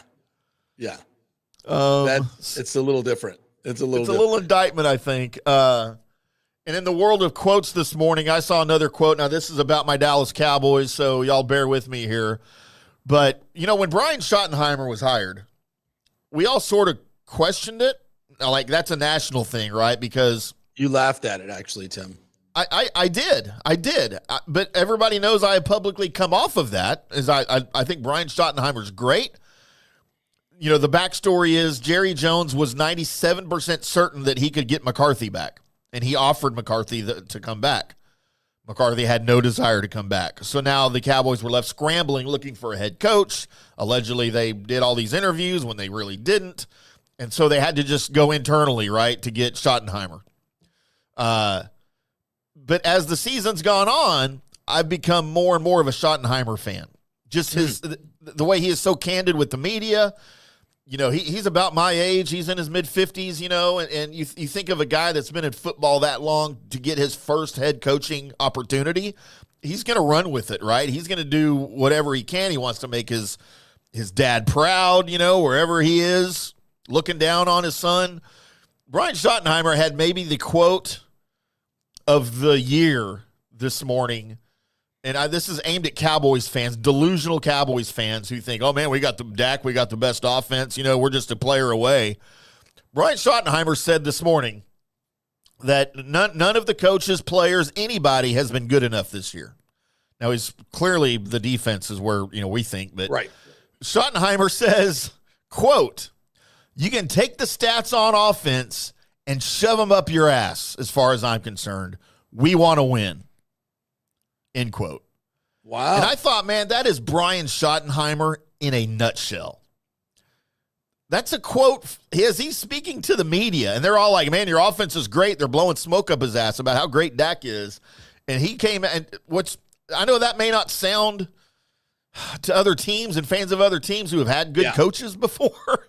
That may not sound like anything crazy, but, dude, we haven't had a Cowboys coach that was ballsy enough to do anything like that for a long time. That's good. Maybe going back to Parcells. Yeah. Wade Phillips would have never said that. Jason Garrett would have never said anything like that. The Big Tuna probably would have. It shows a level of confidence, number one. And it shows a level of perspective. If you're not confident in what you're doing and you would take all the flowers you can get and make the most of it. And you see coaches do this all the time. And they'll like, offense is great. Yeah, we got to fix the defense, but take that because they're afraid that the media's, wow, they're finally complimenting me. I better embrace it. But a guy that really is zeroed in on what it takes to win a Super Bowl, is going to say, no, listen, it's great. We're scoring points, but this isn't good enough. We got to be better. Yeah. I think that's a great sign for any and all Cowboy fans. And again, it makes me become more and he's done things like this throughout the year that just make me more and more of a fan of him, right? Mm-hmm. Like he's the kind of dude that he gets fired from Dallas and goes and takes another job. Dude, I'm going to be a fan of him on that team. You know, he endears to you as a person, you know, rather than just as your coach. So I had to throw that out there. I know we've got a few Cowboys fans that listen to the show down in Florida and around the country. So our coach is doing things. So whether it translates to the field, we'll see. I get it. Hey, this just in, we have breaking news. Derek Brooks joins USF Athletics as Chief Operating Officer. Was that reported by Bucks Nation or was that legit? No, this is actually an email we got from USF Athletics 13 minutes ago.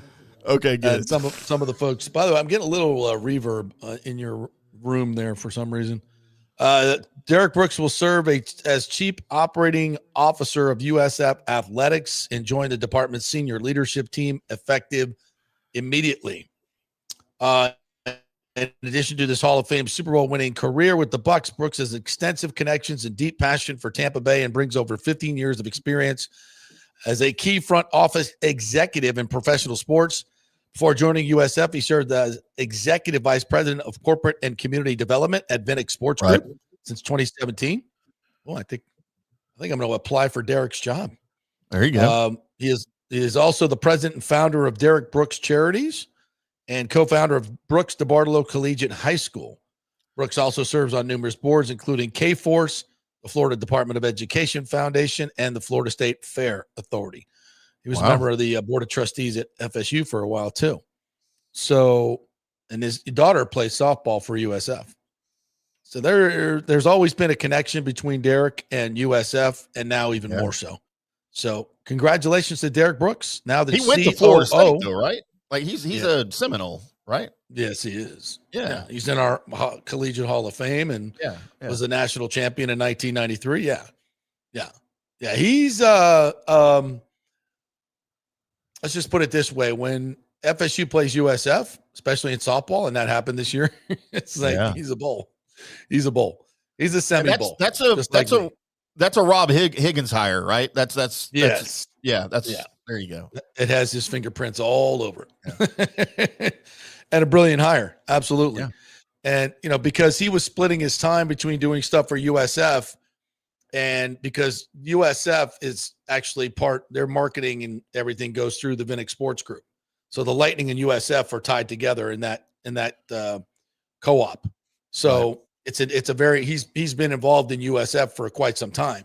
So it's a natural kind of move over transition, if you will, to being COO. So I'm guessing he'll be leaving his executive vice president role at Vinnick Sports Group.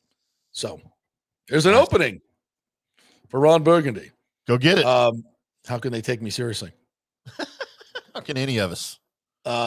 So my good friend Barry McCockiner says, does that affect his role on the board of trustees at FSU? I don't think he's on that board of trustees anymore. So, yeah. As I'm looking through, perusing his previous civic involvement includes serving on the boards at the Florida State University Board of Trustees. Yeah, so he's no longer doing that. He's not there anymore. No. So, and his daughter is on the USF softball team, as I mentioned. So there you go. Yeah, this is obviously a brilliant move by Rob Higgins to make Derek Brooks full-time and the COO. So I guess he's going to be doing a lot of community and corporate development there, obviously overseeing the stadium construction and just building the brand. I mean, why would you not want Derek Brooks on your team, right? Absolutely. Yeah. 1,000%. So congrats to Derek and congrats to USF. That's a big deal. Lots of things happening over there.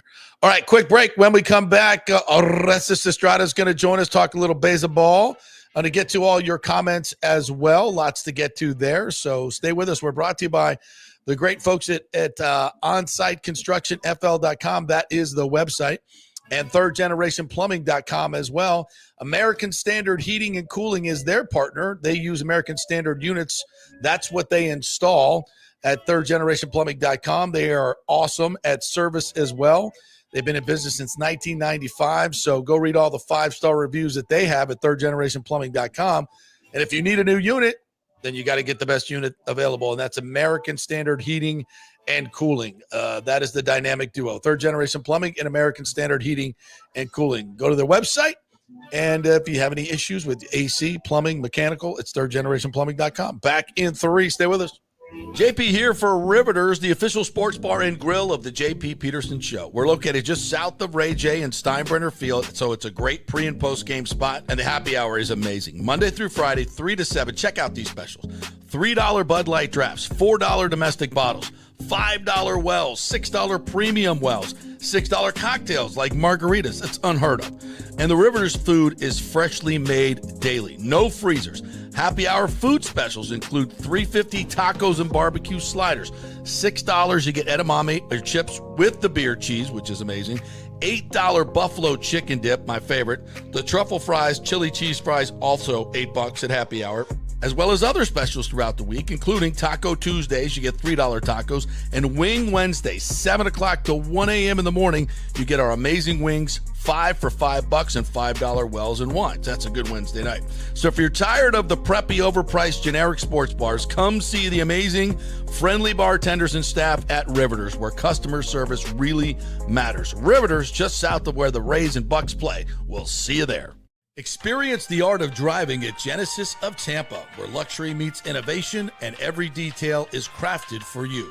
From the bold G70 to the refined GV80, Genesis delivers power, elegance, and technology years ahead of its time. Book service online, and our Genesis Experience Advisors will pick you up and drop off your vehicle. If available, you can enjoy a courtesy car while yours gets a complimentary interior vacuum plus a generous offer for your trade. Every new Genesis comes with the Miracle Advantage Plan, 10 years or 250,000 miles of powertrain warranty and 4 years of complimentary maintenance.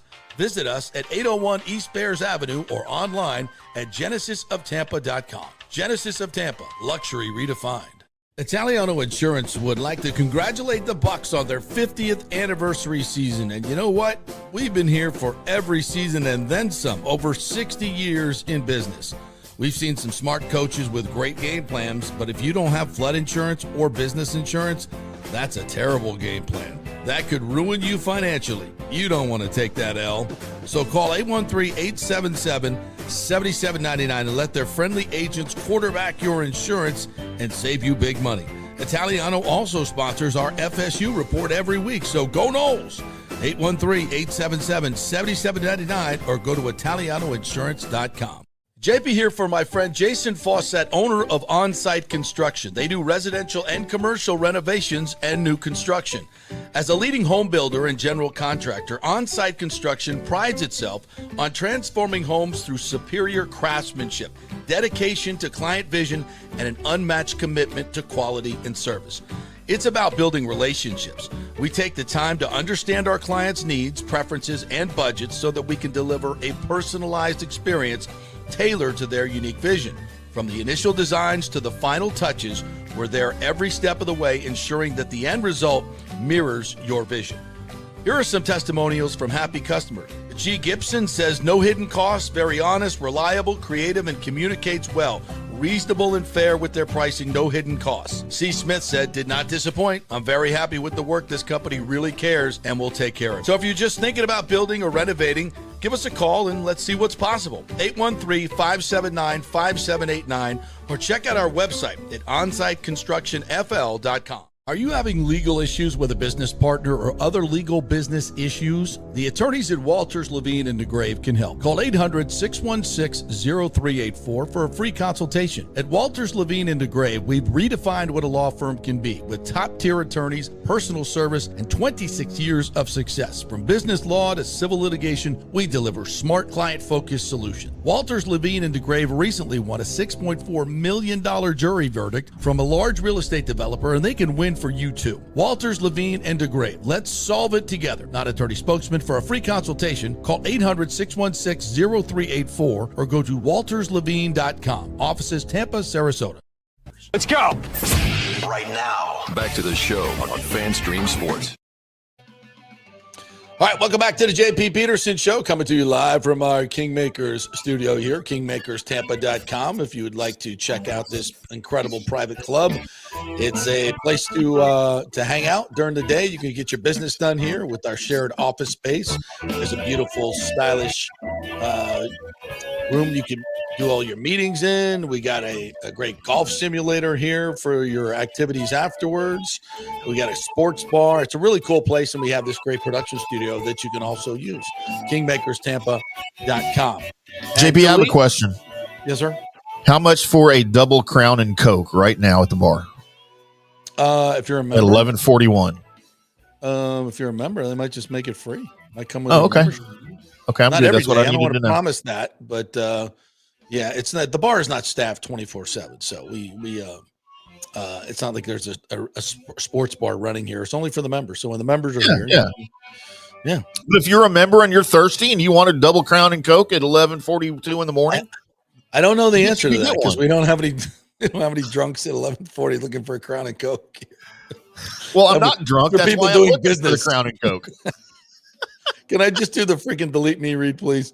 Delete Me makes it easy, quick, and safe to remove your personal data online at a time when surveillance and data breaches are common enough to make everyone vulnerable. The New York Times Wirecutter has named Delete Me their top pick for data removal services. So if you're getting all those calls and phishing scams on your phone, that means your info is out there. So you need to do something about it.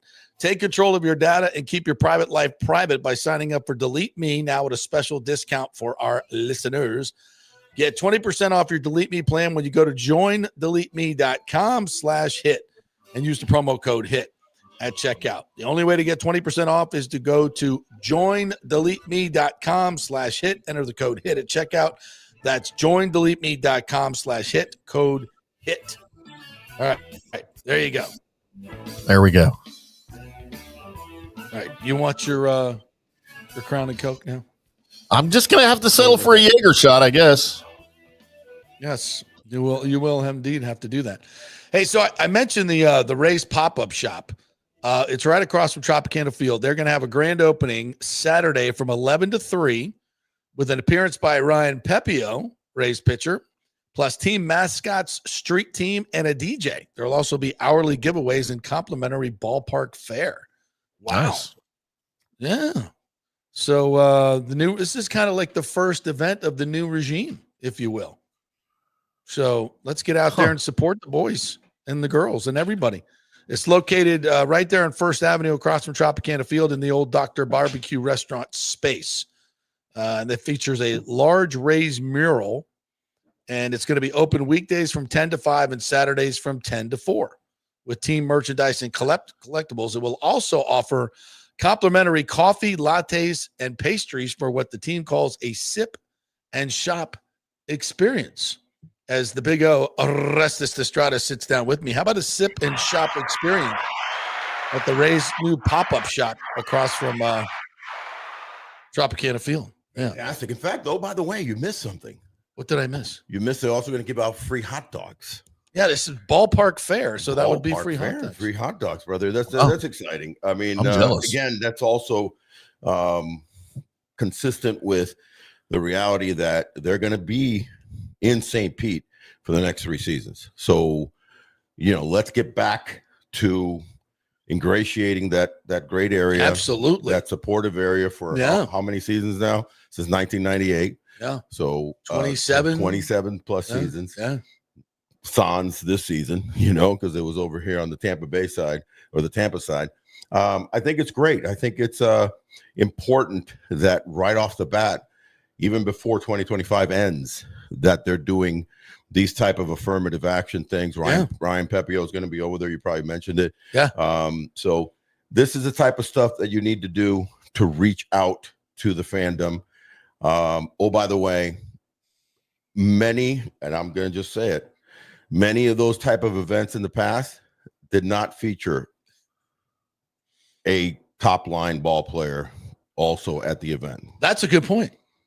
Did not feature. That is a very good point. Oh, because I was a lot of times, and many of them were disasters. Like Right. the last one they did when they just let everybody come in and fill up their bags. Right. And 90% of the people that waited in line for 4 hours got squadoosh. Right. Very poorly run. Yeah. So we're those type of things I think are preeminent, and they're doing it even before 25 ends. Almost like concurrent. So with this is new the group. first. Yeah, this is the first new group endeavor. So let's support it tremendously, 100%. and I think it will be gracious. And I think it's More a to great come. idea to do it right across from Tropicana Field, so 100%. people, and to your point, can start getting in that mindset that we're going to be back in St. Pete, and everybody who wanted to do that nostalgic ride. This is the Tampa Bay Rays. That's right, the Tampa Bay Rays. It's not the Tampa Rays. And they're very much going to embrace the St. Pete crowd in these next 3 years. I don't think, for those that think, they're moving to Tampa, which we believe they are, at least I do. I mean, HCC looks like the spot. Probably a 90 percentile that if you ask anybody on the street, in the 2 counties, 3 counties, well, 4 most of those counties, people are clueless, but they oh my, he digresses again. You mean people in the know, right? But also on the street. Hey, where is the team going to be located? I think people are starting to settle in, to realize even the Pinella side has to settle in and go, okay, as long as it's still Tampa Bay's team, right. That's the key. But for right now, for 3 solid seasons that we hope to have even championships come out of that. Yeah. Why not? Yeah. This team is capable if they move things around properly. This is the start of that support. And the mural, we're always looking for clues and stuff, right? So the mural has the grit and glow on it, which is kind of the old City Connect stuff. I could do away with that. Devil Rays, the old Devil Rays logo is there for those looking for the Back to the Future. Yeah. I don't know what the hell this orange thing is with sunglasses on it, but it's in the mural. The Starburst is there with the TB. Let's mix both those in. Yeah. A lot of people have been kind of one or the other. There's this. It looks like a spray paint can with the Starburst on it. A Nike with a plate. So I'm looking at all kinds of stuff here. The Rays. So yeah, it's got a beautiful mural on it. Let's go. Let's go to the pop-up store. Hey, listen. Get a free latte. Yeah. And a T-shirt. and a dog. And a hot dog. And a hot dog. All right. Feel like you're at the ballpark. Well, you were speaking of, the new group doing some things. And I think all the fans are just jonesing for Rays information. We don't have any real stuff to give you. Nobody's telling us any secrets about who they're going to go get. But I expect them to be somewhat active in this offseason. To the point where I would say, I'm not going to say a 500-pound belly buster splash. Right.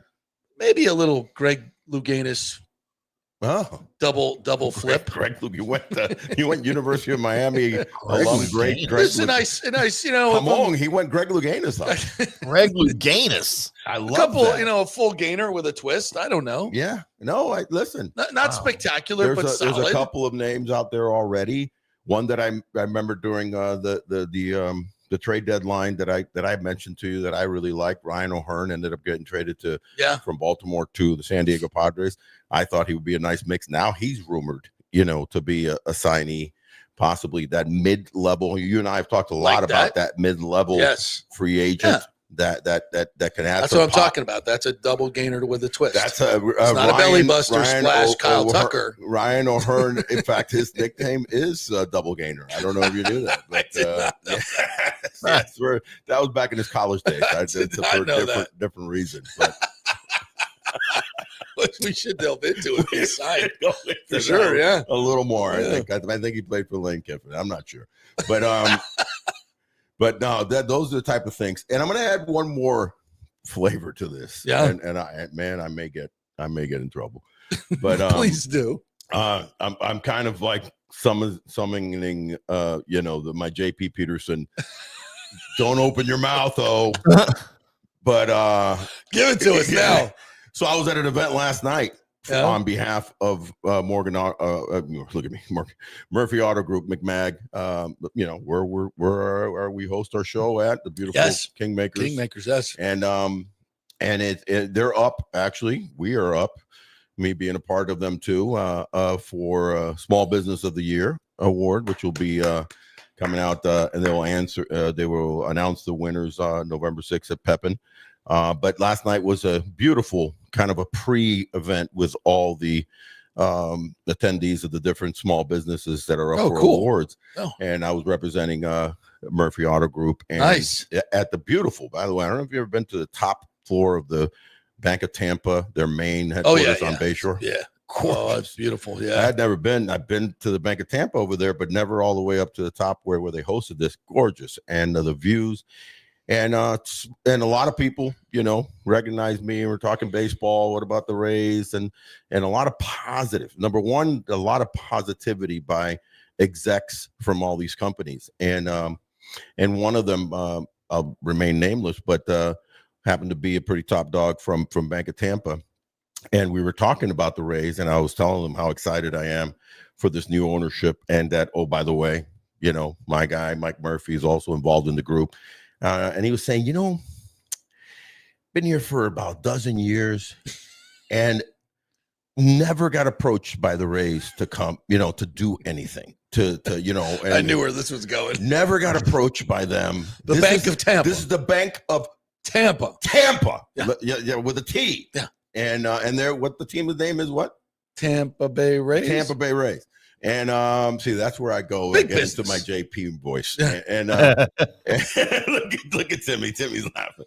So we were talking about that, and then I had to ask. I go, so the other major sports? Oh, yeah, of course they are. the Vinix, Bolts, had me over many times, and then we did things for them, and the Bucks have done stuff with the Bank of Tampa. Bank of Tampa. And so I found that curious. So that's kind of like a microcosm of what transpired over the 2 decades of that ownership, especially and having me be involved, over the last decade, specifically decade plus, really 12 years.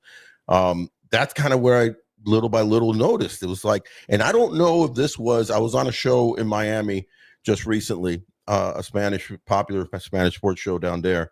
They were calling me about the World Series thoughts, and we just got to talking about the Rays and blah blah blah, and they were saying and complaining really about Loria and now even Bruce Sherman, but it was that was kind of like the sentiment of like they need to get back and kind of win us over, because grassroots. These are two teams that are not drawing well. Right. And remember, there's a lot of free fun in the state of Florida. Yep. So you have to grassroots draw them. No doubt you also have to bring in quality players. Those are the two probably major initial things over the next, first couple of years that can be achieved. And then you go to another tranche, which is once you build the stadium, there's a greater amount of revenues coming in, the development, et cetera, et cetera. Then you jump to another level of stratosphere. Right. And you go after some bigger names, or you re-sign your own players and you don't lose them to free agency. So that was kind of an interesting microcosm of like what can be done, what should be done, what I feel will be done. Yeah. Yeah. It's when you're living in the community as we do, and going to events like this all the time, you get a sense for, we know you from the Lightning, the Bucks are here, the Bucks are doing this. I talked to these groups, there's, they always donate this, they always donate this. Yeah. And it was always like, I'm like the Rays, and I'm like, they're just not involved. Involved. It's really hard to get them. The problem there is that, and I'm looking like I'm doing like the young kids, 6'7", was you like that, Timmy Hummel? So I love that. Love that. Yeah. Okay. Good. I'm just glad because when I first brought it up to him a few months back, I was clueless. He was clueless to what 6'7" was. Oh yeah. So is that? I mean, I still don't understand it, but I accept it. I look at it like the Latino come see come sa, that's French, but maso mano is what we say in Spanish. How are you feeling? Maso mano, 6'7". So anyway, it's the fact that they were winning on the field. So the winning product on the field kind of kept you right in this like, but they're And they thought that was enough. They're winning. That's all. And they always say that, well, we're winning. Why don't people come? And it's like, because it doesn't work that way anymore. That's not 1980s mentality. I dare to disagree with you. Okay. Here's another JP-ism. All right. And the reason that I dare to disagree is I think they wanted to win. Think about this. You're talking about the Rays now? Yes. Okay. The upper echelon of the Rays, not their working guys that I'm telling you, I've been involved with the front office. They were about, let's win, let's bring in more fans. How do we do it? But they were, they were hamstrung. So I think that the way they were thinking is like, let's keep winning. Let's keep, scouting well, being one of the top international signing that almost all our international guys develop really well. Right. So they spent millions of dollars on international signings. Yeah. But then let's trade off our players once they hit, forget about free agency. Yeah. They used to trade them off when they hit free agency. Then they all of a sudden they started trading them off when they hit arbitration. Yeah. So that's when it really got ugly for the lay fan. Yeah, absolutely. Because you don't even have a chance to get comfortable with Ben Zobrist, get comfortable with David Price, get comfortable with Shields, get comfortable with Carlos Pena. None of them. So you got a little comfortable because you allowed them to get to 5-6 years. Right. Now you hardly get 3 to 4. Right. Yeah. So, but if we don't draw many fans, then we still have that trump card that, like, if we only had a new stadium, So I almost feel like they didn't aggressively market the fans. No, they never marketed the team. Almost on purpose. So then you stay, because imagine if they were drawing 18,000, 20,000 a game. It's harder to convince the municipalities that we need a new stadium. That thing was obsolete before it was even put into play. You and I have had discussions about this, gentlemen's disagreements. Well, I don't think that it's stadiums. obsolete. They still build stadiums when teams are drawing well. They do. But when you're winning at a pretty decent clip, third only to the Yanks and the Dodgers over a decade. In the regular season. Excuse me. Yeah. Because you haven't, landed to the chip yet.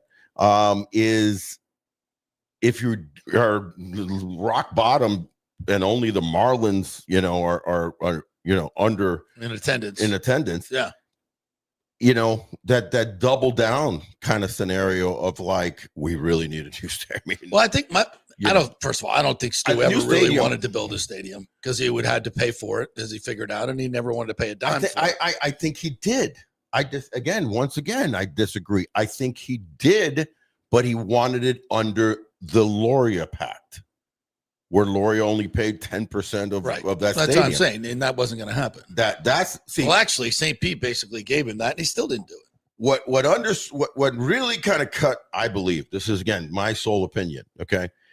Stu's achieving the stadium the stadium build is Loria, because Loria embarrassed the municipalities and the people of the fine city of Miami so dramatically. Took them to the cleaners. So bad. Not only did they build him a stadium where he paid a pittance for that stadium, but subsequently a year later, he had signed a couple of years before the stadium was built, Jose Reyes, Mark Burley, did the extension on the heavy laden on the back end with Giancarlo Stanton, Yelich, JT Realmuto. All those guys got traded within a year or two. That's right. After he cashed in. after he got in the stadium. Yeah. And then sold the team. Then a few years later sold the team. So I think that was the modus operandi of Stu, but he got caught. I always thought he did get caught.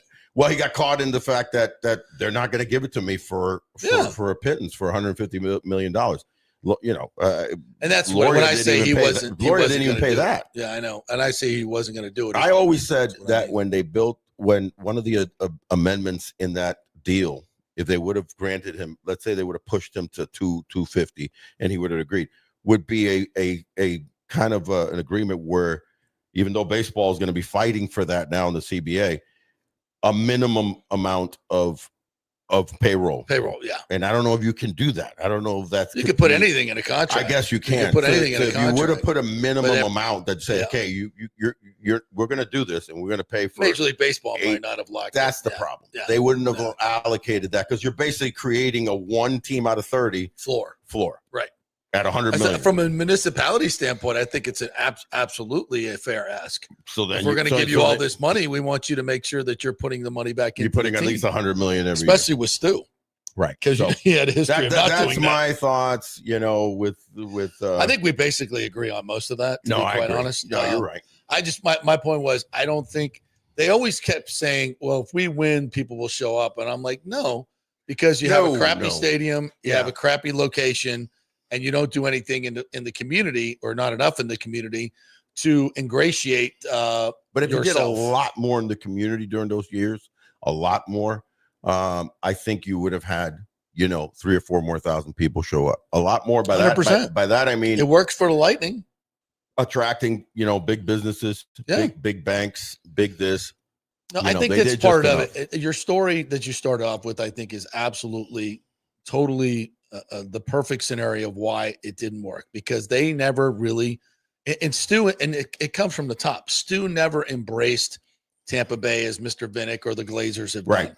They've never, you never really lived here. You got to live here, and you never really, but he never even became like part of the, where you go to events and you see him or representatives all the time at these places like the other teams have done. So, all right. So we're going to do a O show here at 12:30. Yes, sir. So just real quick, last night, Savage was a savage. He was. I think that, what has happened with this series and Savage really did something, or I guess his pitching coach, talking to former catcher John Snyder too. One thing that he added that people may or may not have realized is that he brought in the slider. So, baseball is about repetition and about seeing a guy numerous times. They haven't seen this kid. That was only the second time they've really seen him, right? I'm going to say one other little interesting tidbit to this kid. This kid not only started from A ball, then jumped to double A, then he was in Dunedin. That's what I was going to say.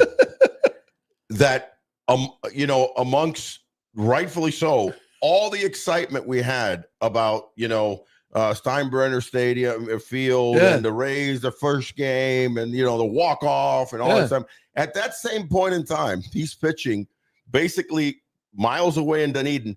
Arguably, and I need to look at his game logs, he might have pitched in the field right behind Tampa Tarpons, against Tampa Tarpons with 300 people. With 300 people right behind the Rays playing a major league game at Steinbrenner, because he did have about 3 or 4 starts, and could have pitched while the Rays are playing, and this guy ends up jumping to high A after that, double A, triple A, and if you look at his numbers, just go, and I don't want to bore you with all the finite numbers. He just dealt. He dealt throughout the minor leagues.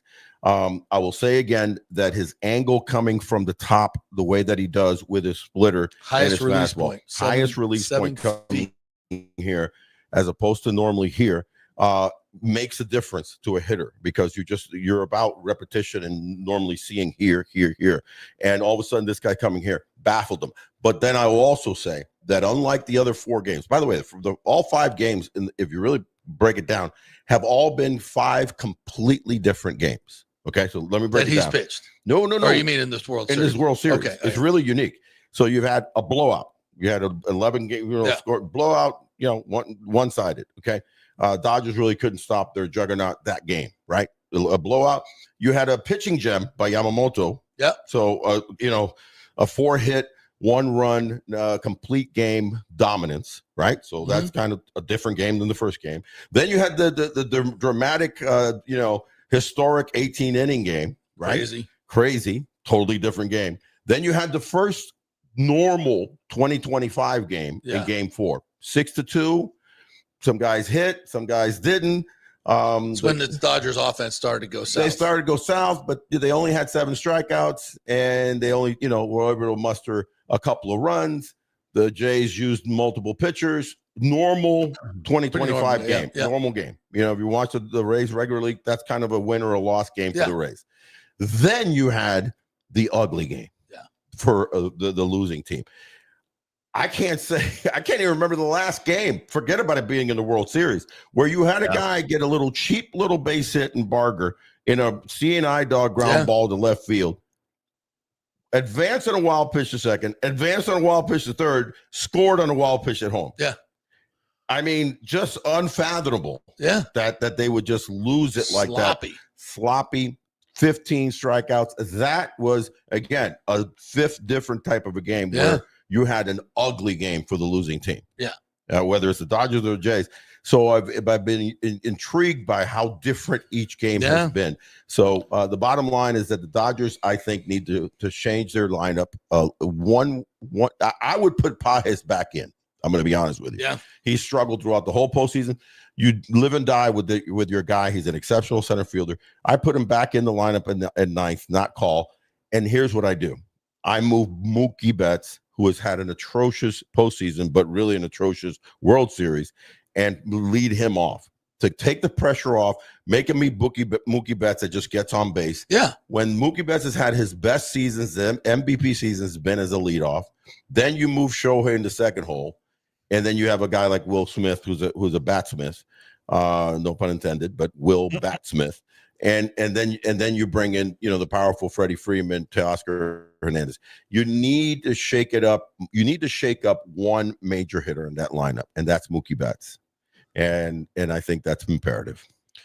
So I want to throw some numbers out here real quick before you guys cut me loose here, because I'm not going to be on the although I would be a most esteemed show. I would love it on the Big O show. I won't be there today. You guys will carry it fine. But look, I just want to put into perspective what Trey Savage did yesterday. Correct. Because he did something that no other pitcher in the history of the World Series has ever pulled off. And let me put that into perspective. There have been 121 years of World Series. All right. Amen. There was no World Series in 94 because of the strike, and there was no World Series in 1904 because John McGraw, the manager of the Giants, didn't think the American League was a suitable opponent, even though the Boston Americans won the first World Series the year prior in 1903, by the way, who are now the Red Sox. So we missed 2 years and 123. That's 705 World Series games in 121 years. Right. No pitcher has ever had 12 or more strikeouts and 0 walks in a game.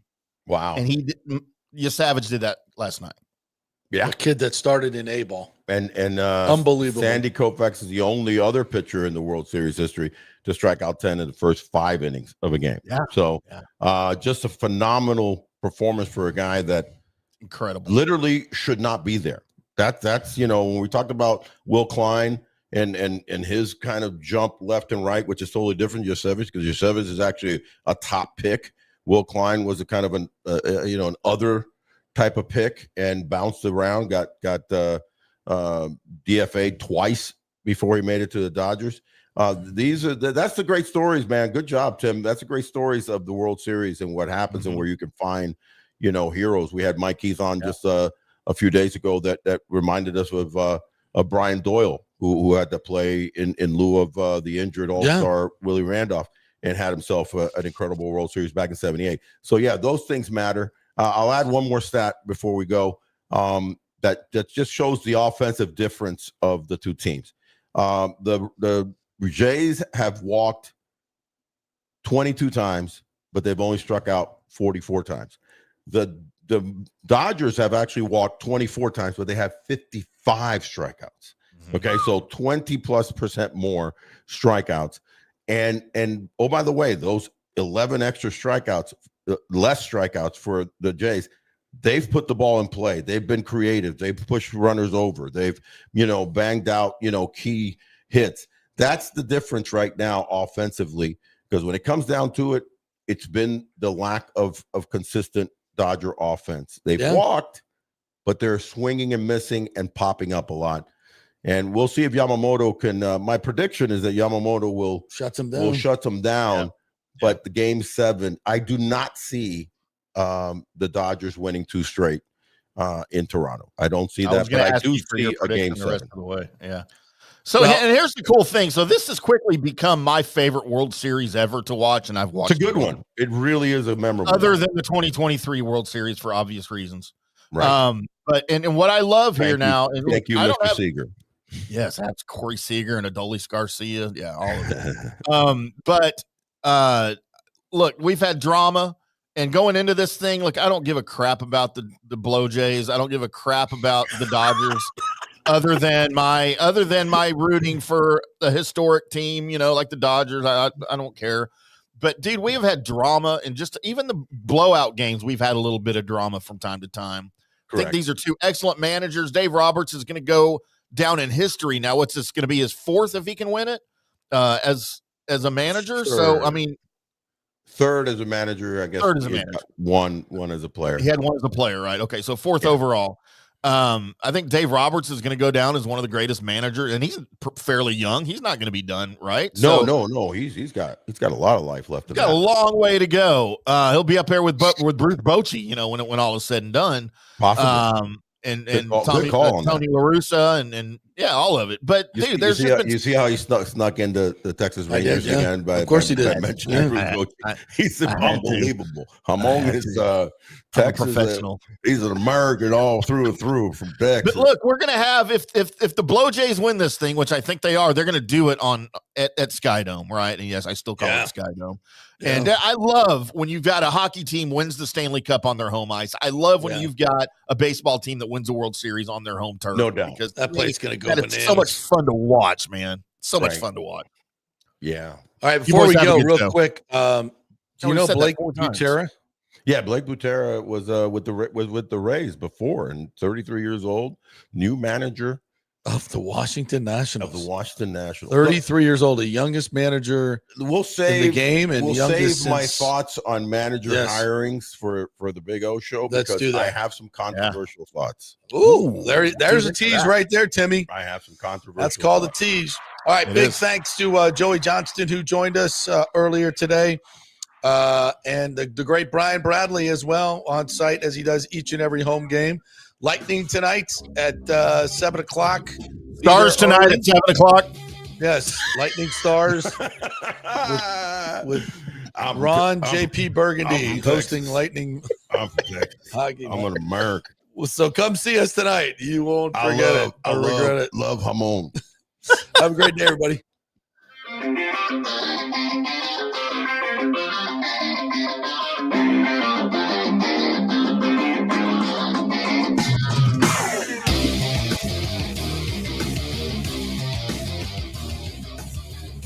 We're going to have Brian Bradley come in